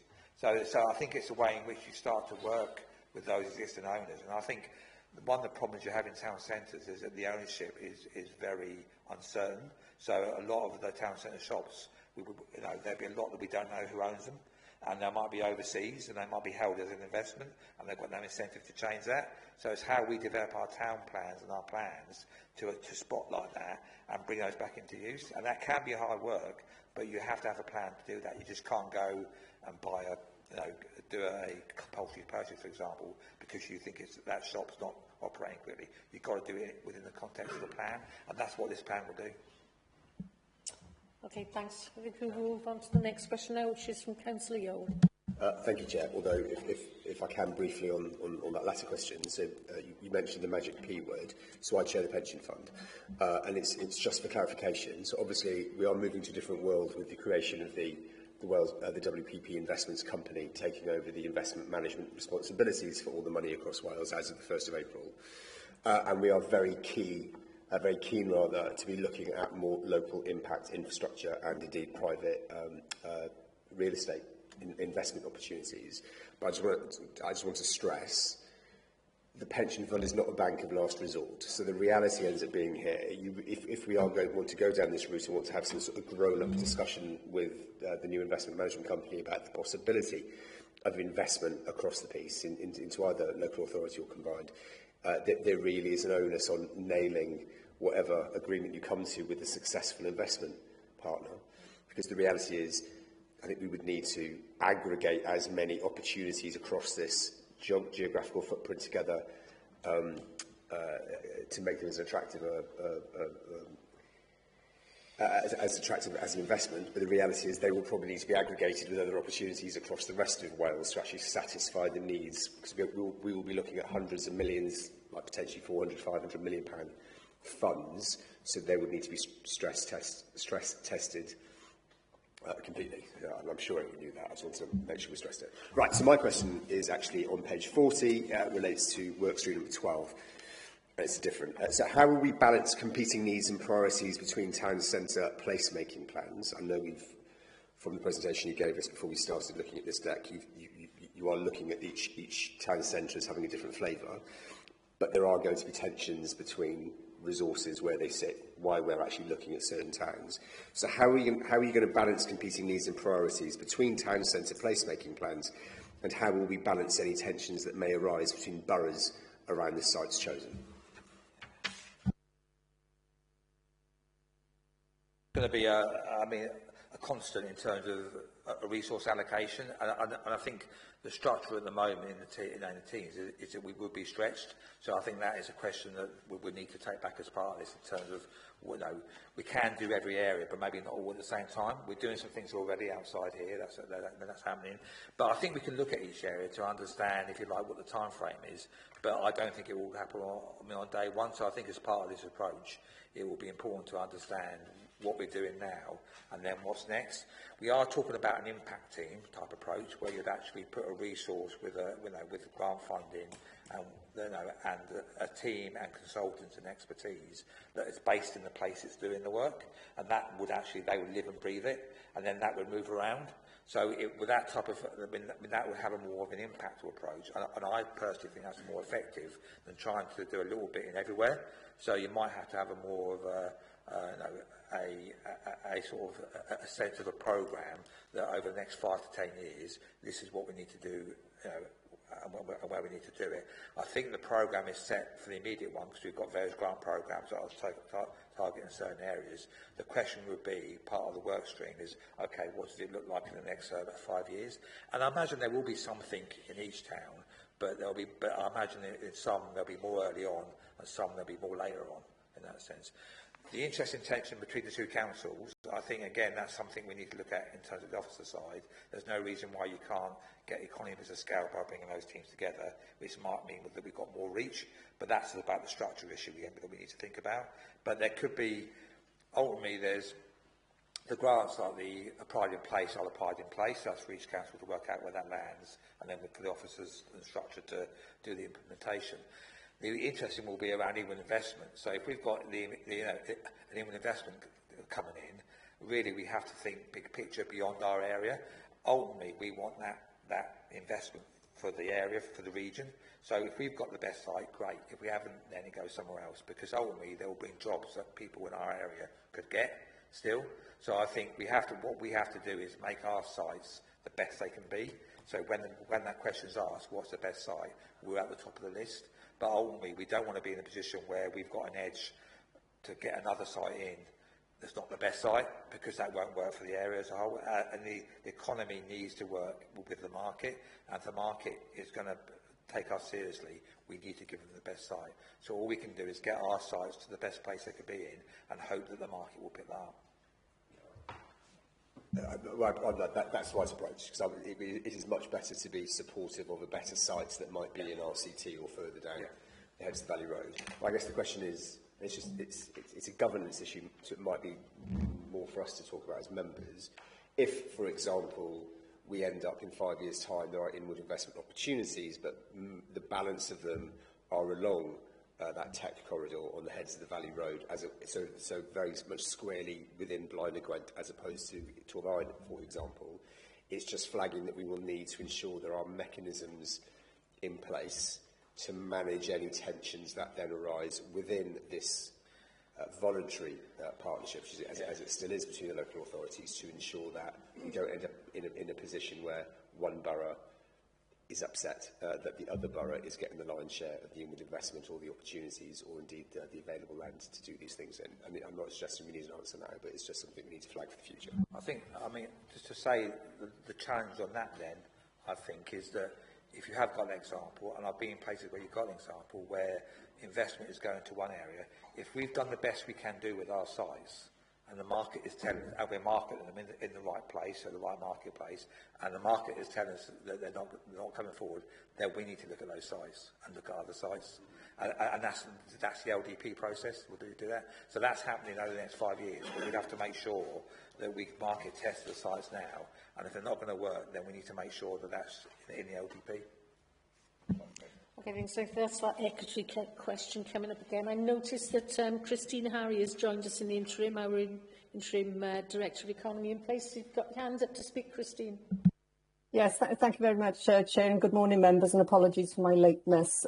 Just responding to Councillor Yowell's governance question, it's absolutely right that you asked this question, and similarly, this question was asked by members in Blaenau Gwent earlier this week.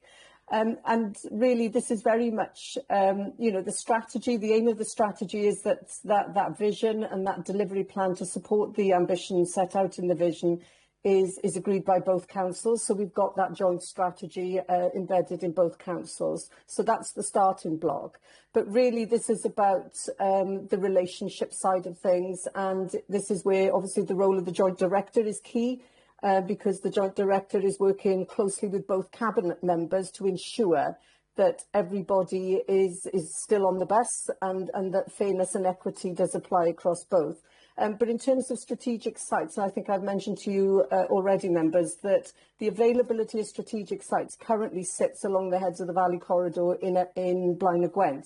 But as we work through the local development plan, we know that strategic investment sites will become available in Torfaen. So I think in terms of, and that's a really good position for us to be in, because if we are getting any investment opportunities being presented to us, which indeed we are, We know that we've got available sites across both councils, but predominantly they are currently in Blaen y Gwent.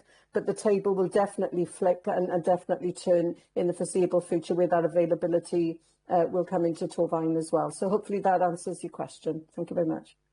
Okay, you happy with that, Councillor Yeo? Well, if we move on to the next question then, and hand over to Councillor Haynes.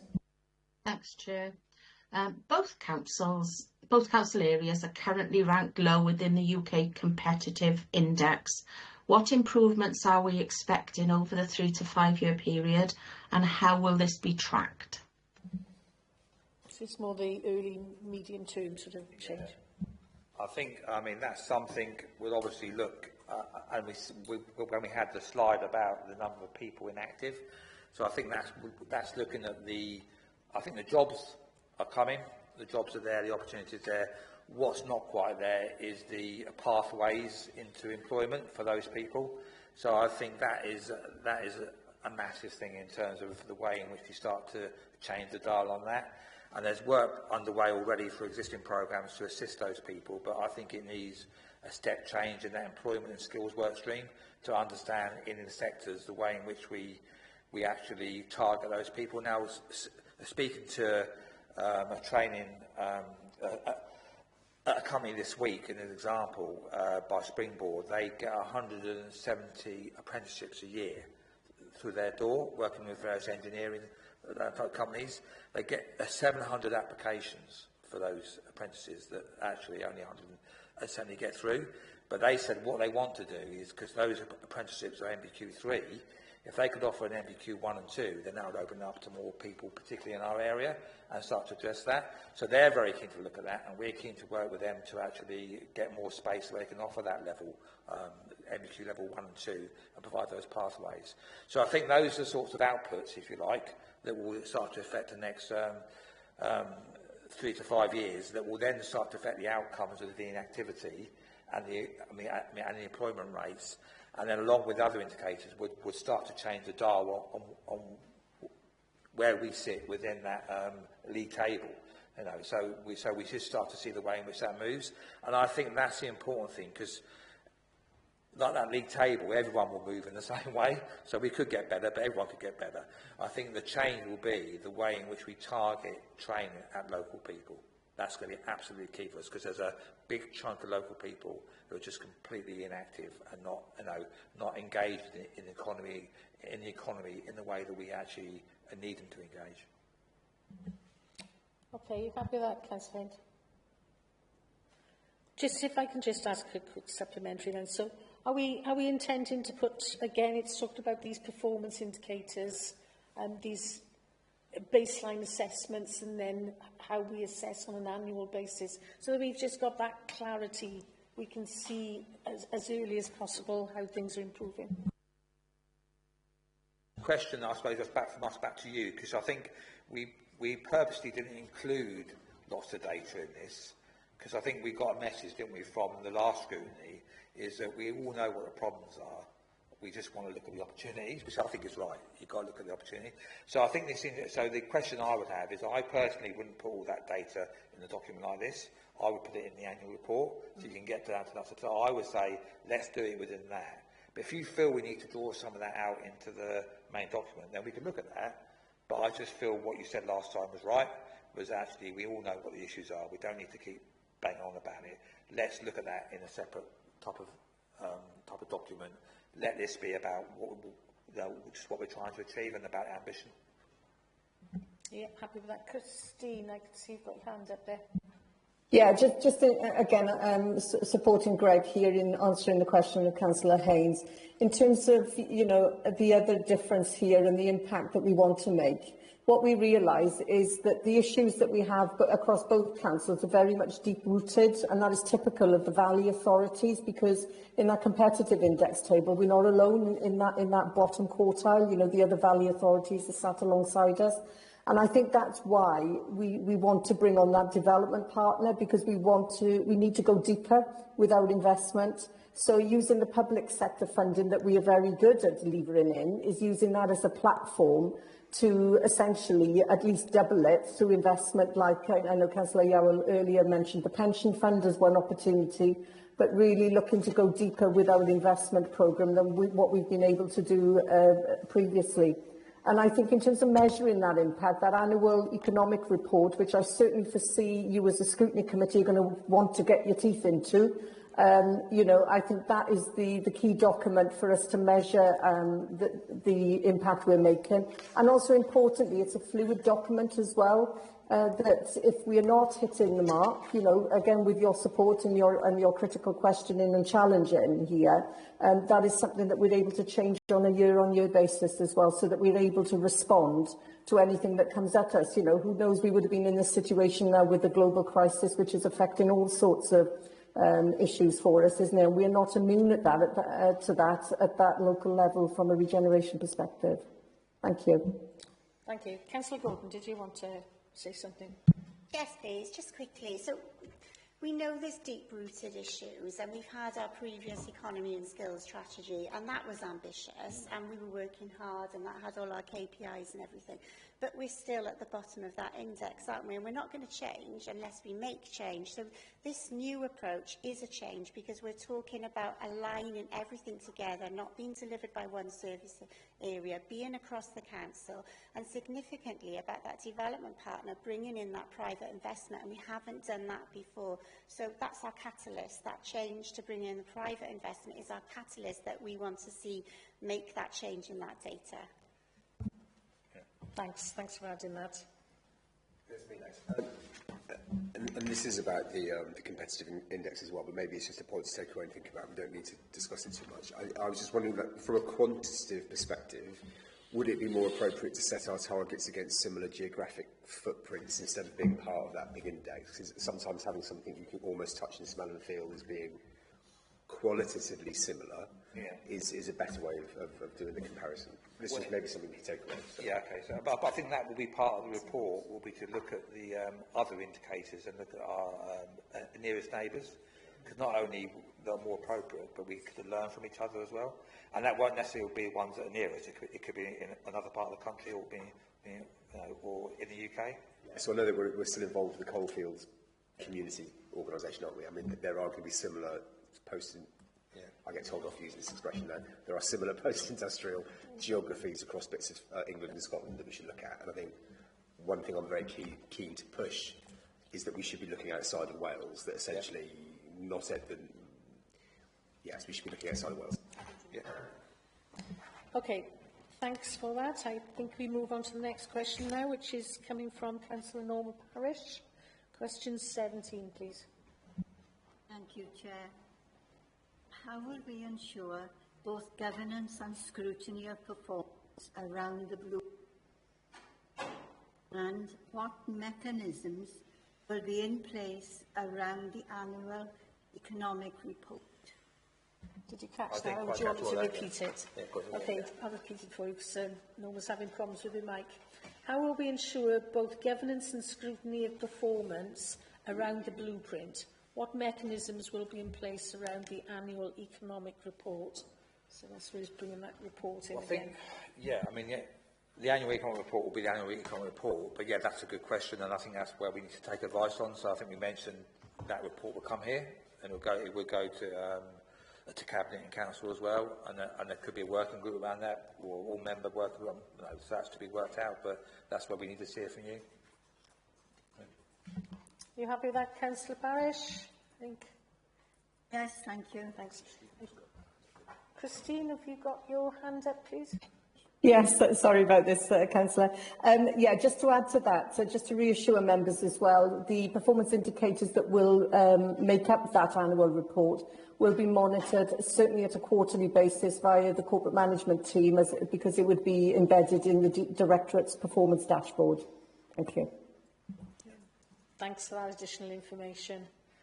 Right, I think the next question has been covered, or do you want to come in with a supplementary, Councillor Williams? Thank you very much. Obviously, you've made it clear that the Blaenau Gwent Council is doing some scrutiny process.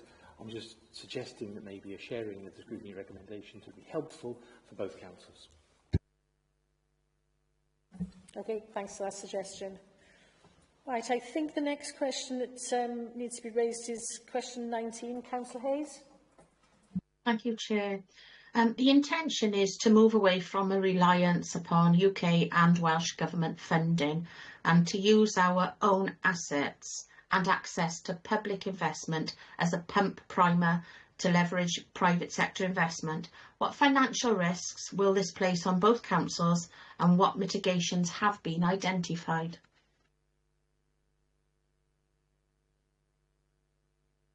I think that's that's something we're obviously working with a development partner.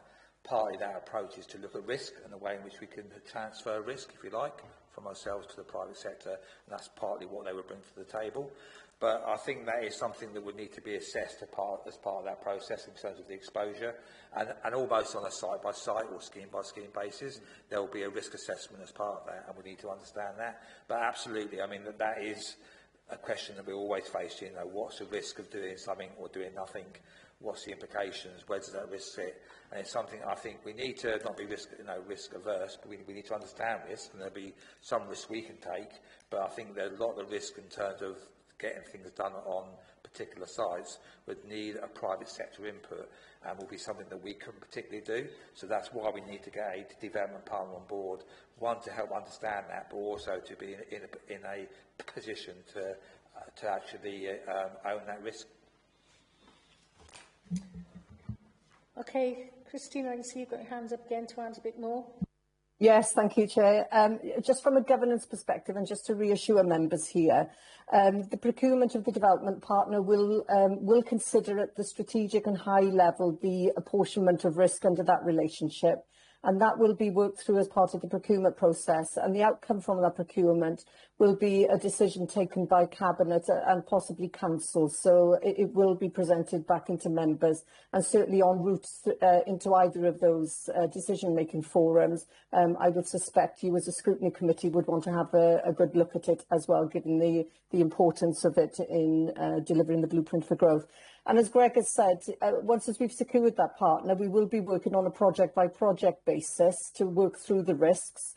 And again, depending on the size of that project, the appropriate decision-making and governance framework will be attached to that. So in some cases, it will be a joint executive decision in consultation with the relevant Cabinet members, or in fact, the majority of them, I suspect, would come into the Cabinet space, and again, allowing you as a scrutiny committee to consider them in advance of that as well. Thank you. Thanks for that. Okay, if we move on to the next question, which is going to be put by me. Looking at the blueprint, there's a lot of emphasis on economy, place, business, but we are a Marmite Council, and we are interested in well-being and equity and lifting, improving people's lifestyles as well. So the question I'm sort of posing is, how will we ensure that investments are also linked to community well-being benefits and not just around economic benefits? It's a bit of that chicken and the egg sort of question again. I think, yeah, to start, and others can come in on this, I think it's something that I would say that the economy and jobs are actually key for individuals as well, for their own quality of life. So jobs, I think jobs are important because they give people a standard of living and good jobs. You get increased income.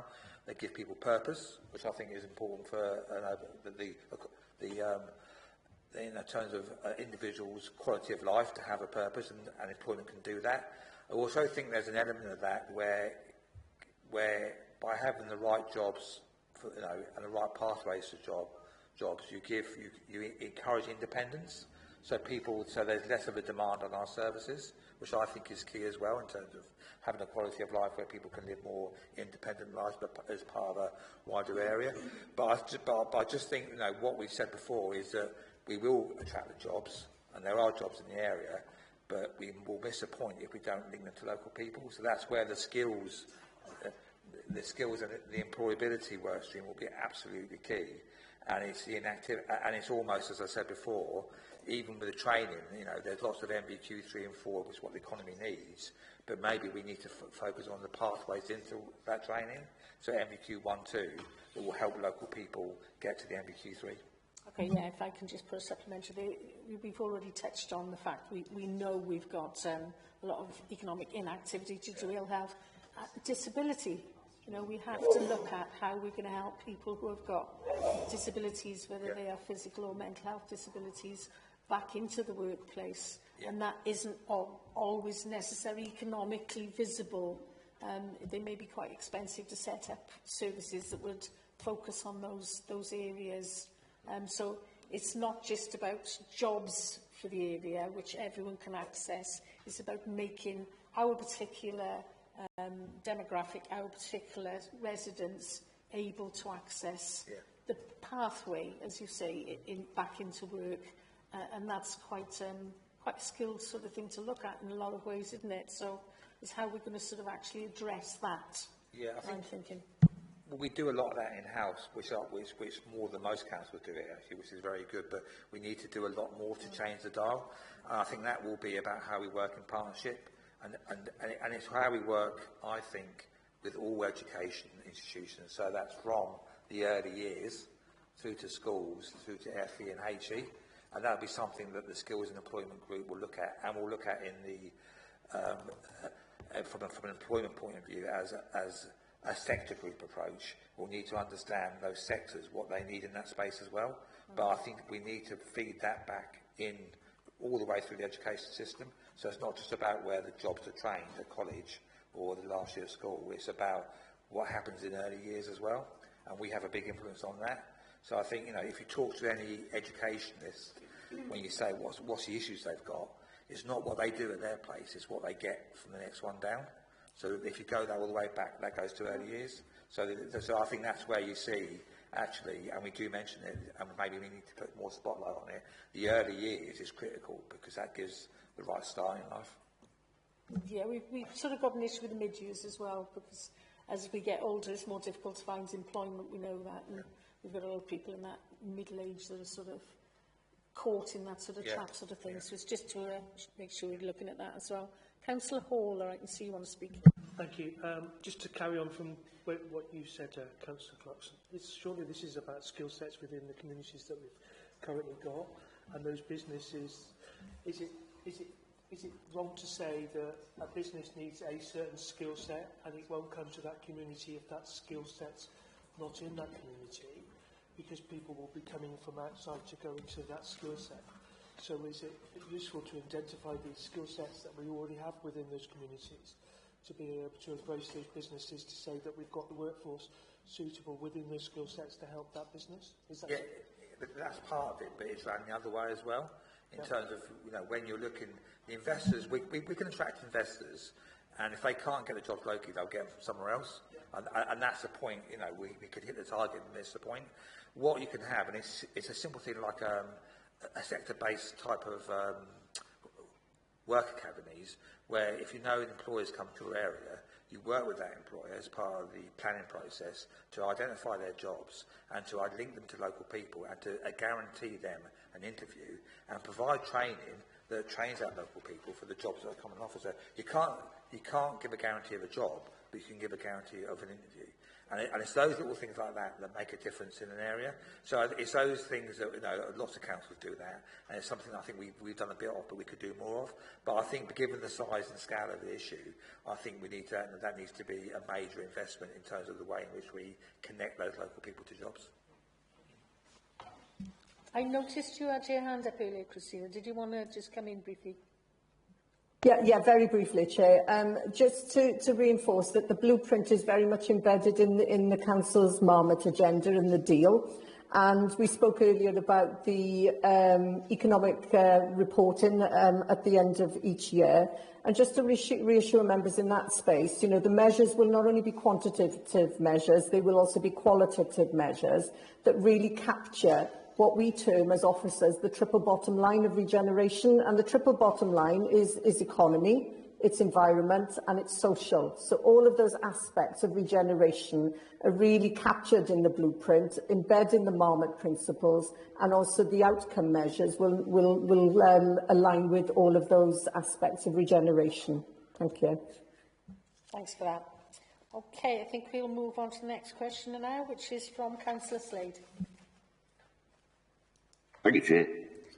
Isn't there a risk that the blueprint will result in us competing directly for finance with the Cardiff Capital Region, which we are also part of as our Blaen y Gwent?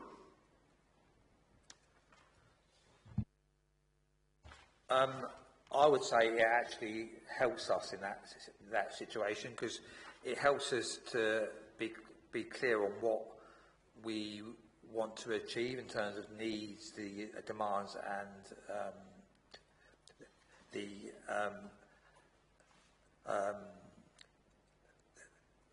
the ambitions of the area. So I think that helps us have a clear story, if you like, of what we want to achieve. There will, I mean, there's a local,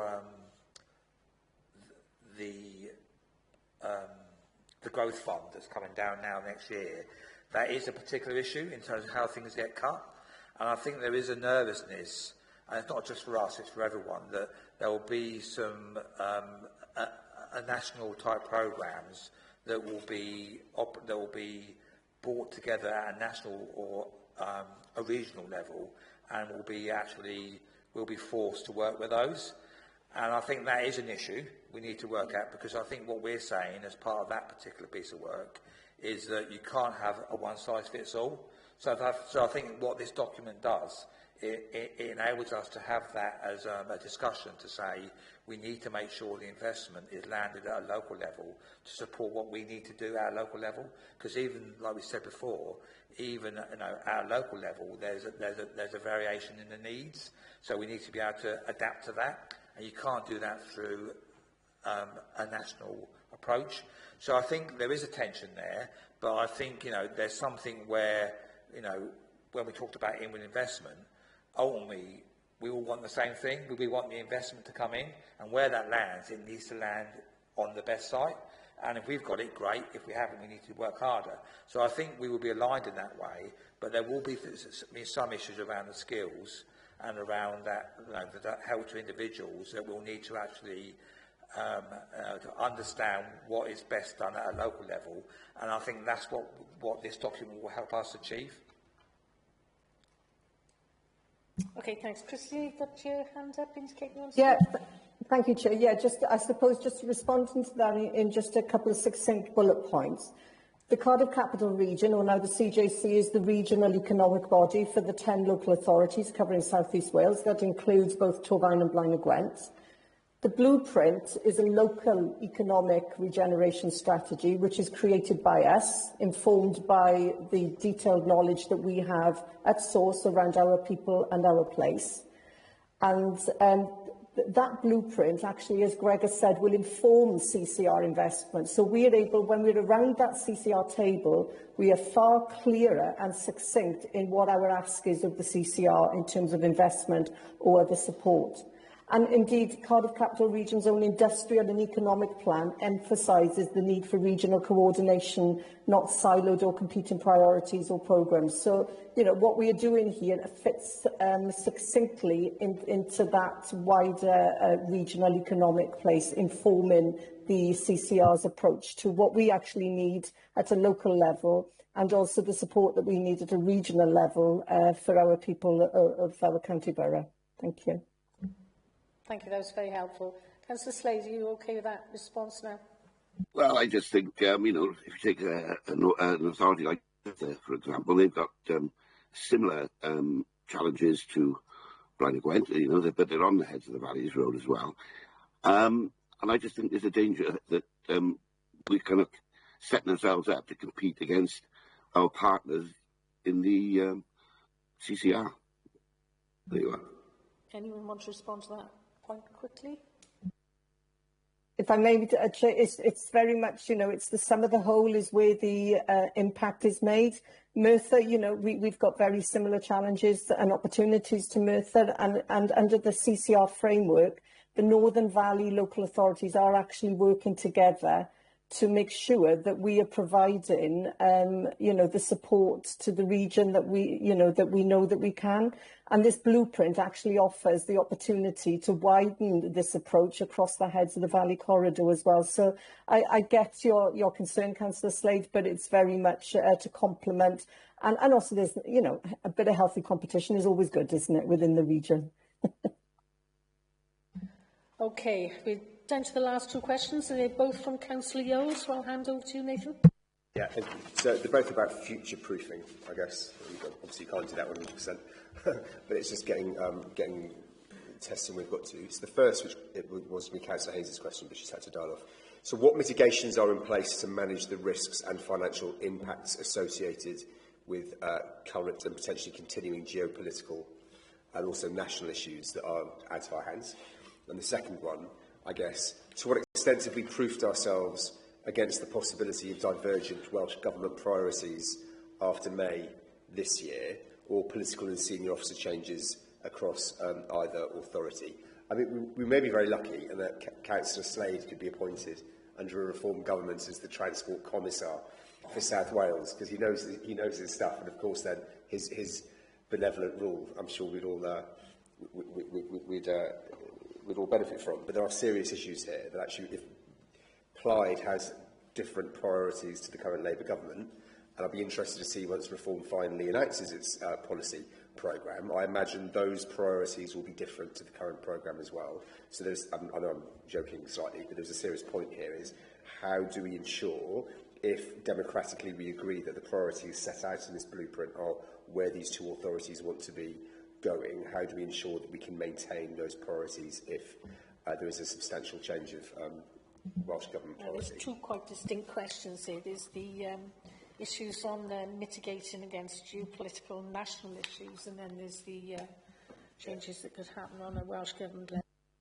I think, like a lot of these things, is putting a focus on your own game in terms of what we can influence. So I think, you know, this does that. So we actually understand our market stall, and we're trying to put that out there to say this is what's important to us, this is what we think we need to do, these are the issues and challenges, this is the opportunities, and these are the work programmes to actually do that. So I think it's being clear on what we can influence.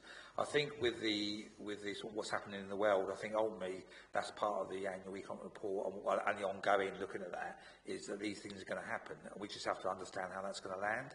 So I think there is looking at that within the context of the work streams, and that might affect investment or a cost of actually investment as well, which we're seeing now, so we'd have to take that into account. But that's part of the assessment of the risks that we'll do, and that we keep an eye on the whole time for these projects. So these things, like even now for the schemes out here, we're looking at the impact of what's happening now on this, in terms of the cost of finance, all those sorts of issues.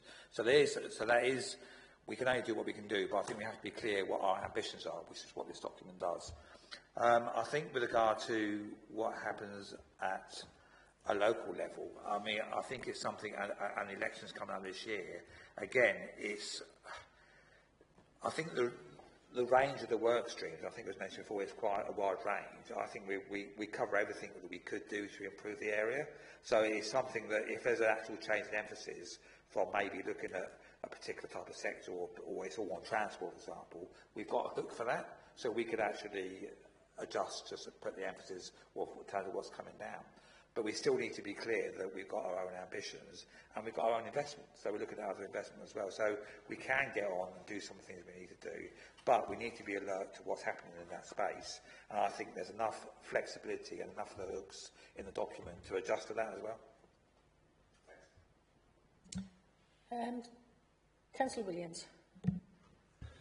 Yeah, I think an important element of consideration here is ensuring that there has been the opportunity to, and we've kept recording of, those sort of local priorities from communities, because however you actually address those at a macro level with sort of Welsh Government, etc., if that's very clear that that's what the communities see as the most important things, that gives you power. Yeah. And hence my point about the sort of placemaking and the importance of the narrative that explains that. Okay, very important point that, Councillor Williams. Any other? Has anyone got any supplementary questions that we haven't raised before we thank the officers? And Chris, I'd just like to make a comment in response to Councillor Yule. As an opposition councillor, I would say that we do actually share some of the ambitions of other parties, in that we want to see economic growth, we want to see a better world. We just differ on how we think we get there. So, just a point. yeah, I think we all agree with that. Christina, you've got your hand up. Yeah, thank you. Just to add a little more to what Greg has responded with as well is, you know, as officers, we operate in a political environment, and, you know, whenever we put in strategies together, we are very mindful of that and the risks of any political priority changes. But in terms of the approach we've taken to the blueprint, in terms of protecting it in as far as possible, what we are doing is embedding it within statutory plans. You know, we've talked about that this morning. We've aligned it with regional strategies, and also, you know, and part of this scrutiny meeting is ensuring that we have cross-party and, importantly, community ownership. So that way it's seen, and it is, the long-term framework for the area, not the agenda of any one administration. And I think that is really important here in terms of, you know, what Greg has outlined there, that the blueprint is flexible enough to provide any change in emphasis around any of those priorities that are detailed within the blueprint, that may change as a result of, one, political changes, and two, as Councillor Yowell alluded to, any sort of geopolitical concerns also. Thank you. Councillor Williams? Yeah, just a couple of small observations. I did say when we were looking at this, I didn't see sustainability or resilience here, and I think that's something that just to think about, a couple of that. Second point that's tied to that is I can see that what you probably want to look at is something that's an outward facing. Is my question, my thought was around who's this document for, but there's an outward facing bit, and I think something like Tech Valley's Growth Corridor can work, but I think there needs to be an inward bit as well, which might be more around BGT growing together for sustainable futures. I think give it some thought as to how this is pitched, because I think a title that gives both an external and an internal element is going to be important. Yeah, I think that's an excellent point. Thanks for that. So, if that's the end of everyone's comments and questions, I can draw that part of the meeting to a close. So, can I thank the executive members and officers for their time and contributions? They've been very valuable to this meeting, and ask if they would now like to leave so that the members are able to formulate our recommendations for you. Thanks ever so much.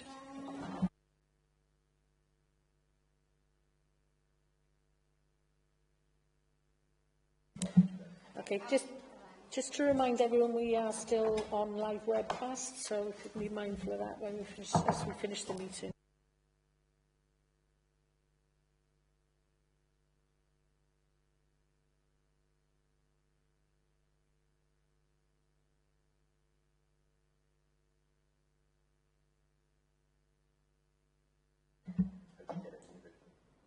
Okay, I think we can carry on now. The officers have left. So just to remind everybody that we've been invited to review the draft blueprint for growth and comment upon, does the committee support the vision for federated areas in terms of economy in place? Does the blueprint for growth maximise the opportunities, demands and challenges associated with the Council's federated approach to regeneration and placemaking? Will the blueprint sufficiency support effective investment decisions making and prioritising in line with the Marmot Principles and County Plan? And lastly, provide any further recommendations and or comments to the Executive Member for Economy, Skills and Regeneration regarding further areas of improvement or development in advance of wider engagement and consultation prior to this document being finalised in the autumn. Sounds quite a mouthful. Okay, so we're through to recommendations. Does anyone want to kick off with a recommendation start? Recommendation that that this group talks to members as much as the town councillors, and also engages better with the communities.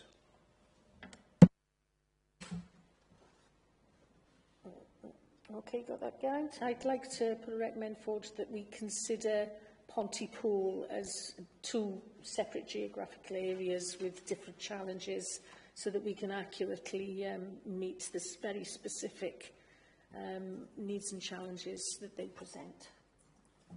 And that's a consider. Also to look,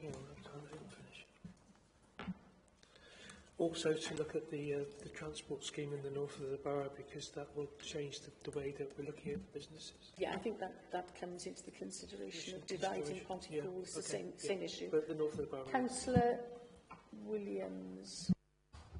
Yeah, thank you, Chair. I think there's a recommendation at our first question, which was actually clarification at a high level as to who owns what, and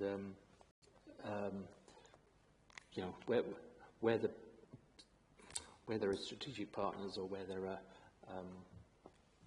it's within our hands. I haven't phrased that very well, but I think that sort of runs through it. It does run through. We want to know who buy, when buy, how.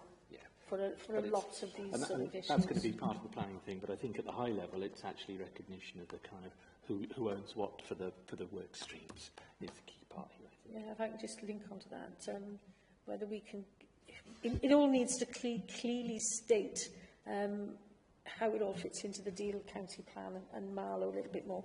The Deal is sort of going to be the how, the county plan is the sort of background information and what our aspirations are as a borough, and just for that to all show in a more seamless way. Is that presenting the information? Nathan, you've got a facial problem? No, sorry, I do. Thank you very much for saying that one. Councillor Williams? A second point, which I think again is a recommendation, which I think was Councillor Parish's question, which is a recommendation that there is a short, easy read document for public consumption. Yeah, definitely. I'm taking into people with other challenges, site here in how people look and take on information and learning. Okay, anything else from anybody? I think coming back to scrutiny, somehow, in some form of the annual report, needs to be clearly recommended. The issue being who's going to carry out that scrutiny, whether it be joint, whether it would come to this member seminar. Would it make sense to say that's a joint? Presumably now we've both had this twice. Yeah. Right, in which case I think, picking up on David's point earlier about sharing resources or knowledge, would it make sense to suggest it's a joint scrutiny effort between the relevant committees? If I can just come in, obviously, you know, that'll be a decision each summer for the committee, you know, when it comes to visioning as to what you want to look at for the year ahead. And what, just leading on from what Christina also mentioned in the meeting, she said how all the different performance indicators that are going to sit within that annual economic report will feed into the performance information that actually comes in your visioning pack.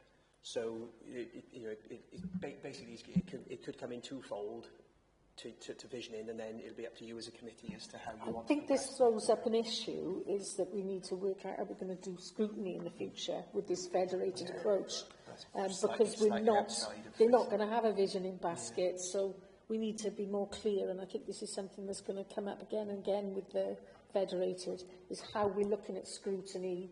I think there's also, from what the conversations we've had, is that the interests of Torfaen as a sovereign area and Blaen y Gwent as a sovereign area, if you're doing joint scrutiny, that can be a place where conflict can actually happen. So we need to look at this more, basically, don't we? Just to say, I think the recommendation I would suggest is that an annual report should come to scrutiny, highlighting both the development of measures that have been developed, simple as, and then how we take it forward is is then our choice to do it when we're doing the visioning and stuff. Yeah. There's that joint aspect. I think we need to get out to the ducks in a row, so to speak, and understand what Blaen and Gwent want to do as well, their members. Nick? So could it be said that we've got two scrutiny groups now talking about the same project? We've got Federation coming on. Could we have a group seminar for all members from both boroughs getting together in a group seminar to understand the whole story, so everybody within Blaen and Gwent Council and everybody else within within Torfaen would be in a group seminar, which would be a first to highlight what we're actually discussing. Okay. Can we work that into that one? Yeah, that's right. Yeah, that will be a comment at the end, that one, because obviously it's the one thing I was going to... Do you want to speak, Councillor Williams, or do you mind if I... No, I was just... in terms of recommendations, I think you asked the question about the place plans, and they said that they probably need to go away and make it clearer in terms of... That's exactly what I was going to say. Yeah, oh, well, you'll say it better than me, so I'll write down as you say. No, what it was I think it was actually needs to clearly describe how place planning puts strategic themes into local planning, or something like that. But yeah, that was the point I was going to make. Yeah, we did mention as well the update on development partners. How we're going to bring that back to scrutiny, or for all members to sort of be kept up to date to that. Any suggestions? Isn't that a report that they're going to be taking soon to Cabinet or Council, didn't they say? But yeah, possibly. Just to confirm, I think there are there are a number of potential partners in the frame, so they're getting to a point where the top people have to take a decision on what they're doing. So I guess the question is, what scrutiny possibilities might there be for us and for Blaen and Gwent to have a relationship with the development partner once they've been appointed? Yeah, that's a sort of a separate issue, isn't it? Can I just call in Alan next? I see your hand up there, Alan. Thank you, Chair. Just to say that there was a meeting of scrutiny chairs of both Blaen and Gwent and Torfaen last week, I think, and it was agreed there that there would be opportunities to have joint scrutiny meetings, and everyone was signing up to it. I'm sorry, but my phone's going off. Yeah, it's just hammering out how, when and where again, isn't it? It's the devil's always in the detail. Yeah. Dave, did you... I don't know if this is appropriate, but you know, they in response to a couple of points they made, that there were going to be further consultation with town and community councils. So I just think it would be helpful if there's a report on feedback to see if that sort of has led to any fine-tuning of the strategy. Thank you for that. We want to make sure you're always aware of the most current issues, in other words.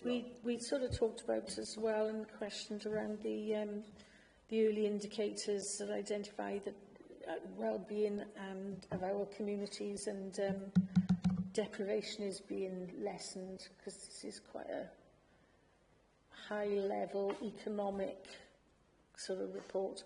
So whether or not we ask if they can look to see if they can work anything into looking at Geraint, yeah? Yeah, didn't Christina say that the annual report would cover the economy, the environment, and the social, something will be captured within that? It would be good just to restate it again to make sure that that is captured. I understand there's going to be some change in offices, so it would be good if it's in the recommendations.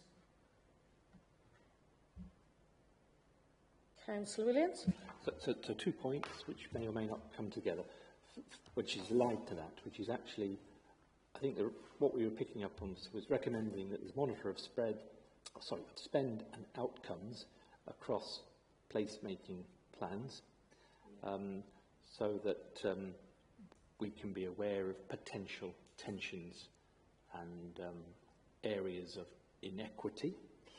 And slightly linked to that is the recommendation that came out of question 16, which is actually, we do recommend that some of our targets looked against similar geographic footprints to give us more meaningful comparative data. Councillor Holder, did you have any other input? I think that one about the footprint was Nathan's, and I've noted that down. Geraint, have you picked up any more that we discussed during the meeting that might come as recommendations? No, that's it. All I've got is what you've got. Plus, obviously, you've got a lot more. Councillor Williams.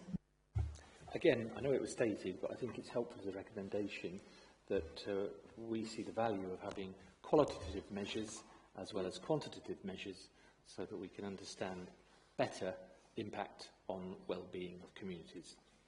Yeah, I'm a big fan of making sure that we double state things even though we've been assured it's going to be there as a recommendation so that it's clearly minuted and put down as clear action, because people change, minutes, records don't. Yeah. Okay, anything else anyone can think of now? Dave just put forward your one about comparing similar geographic areas. I think we've got quite a few there. How many recommendations have we managed to pull out? There's probably about a dozen, but I think a few of them can be merged together, so it'd be, I guess, about 8 or 9. I'm happy with them going at that sort of level as long as they... This is a big document, isn't it? Dave? I think we shouldn't lose, I think it was your point, Nick, actually about a members' seminar at the appropriate time for all members across both councils. Yeah, that could be a recommendation or a suggestion. Any other comments now before we move on to the next part of the meeting? Nope, we're all comfortable and happy that we've captured the recommendations there. Okay. Thank you, Geraint, for sorting that out for us as always. Item 6 on the agenda is items for the next meeting. Geraint, over to you. Thank you, Chair. Yeah, just to remind members, a couple of weeks ago I sent you a report pro forma that's now with officers who are drafting up the report. The item at hand is Destination Torvine, so it's going to be looking at the destination management plan and the action plan that comes out of that. So, yeah, you obviously agreed this item and that item. I mean, today's item and that Destination Torvine item were both agreed after the sort of like mid-year review of your work programme. So, yeah, just for openness and transparency, that's all in hand, and yeah, that's cycle 5. Okay, thank you, Geraint. Thank you, Geraint. Right, the date of the next meeting, when that will be discussed, meeting to be held on the 23rd of April 2026. All relevant paperwork will be circulated beforehand. And with that, I'll close the meeting. But can I just ask everyone to stay just for a few moments so that we can just do a quick evaluation? Thanks, everyone. End of meeting.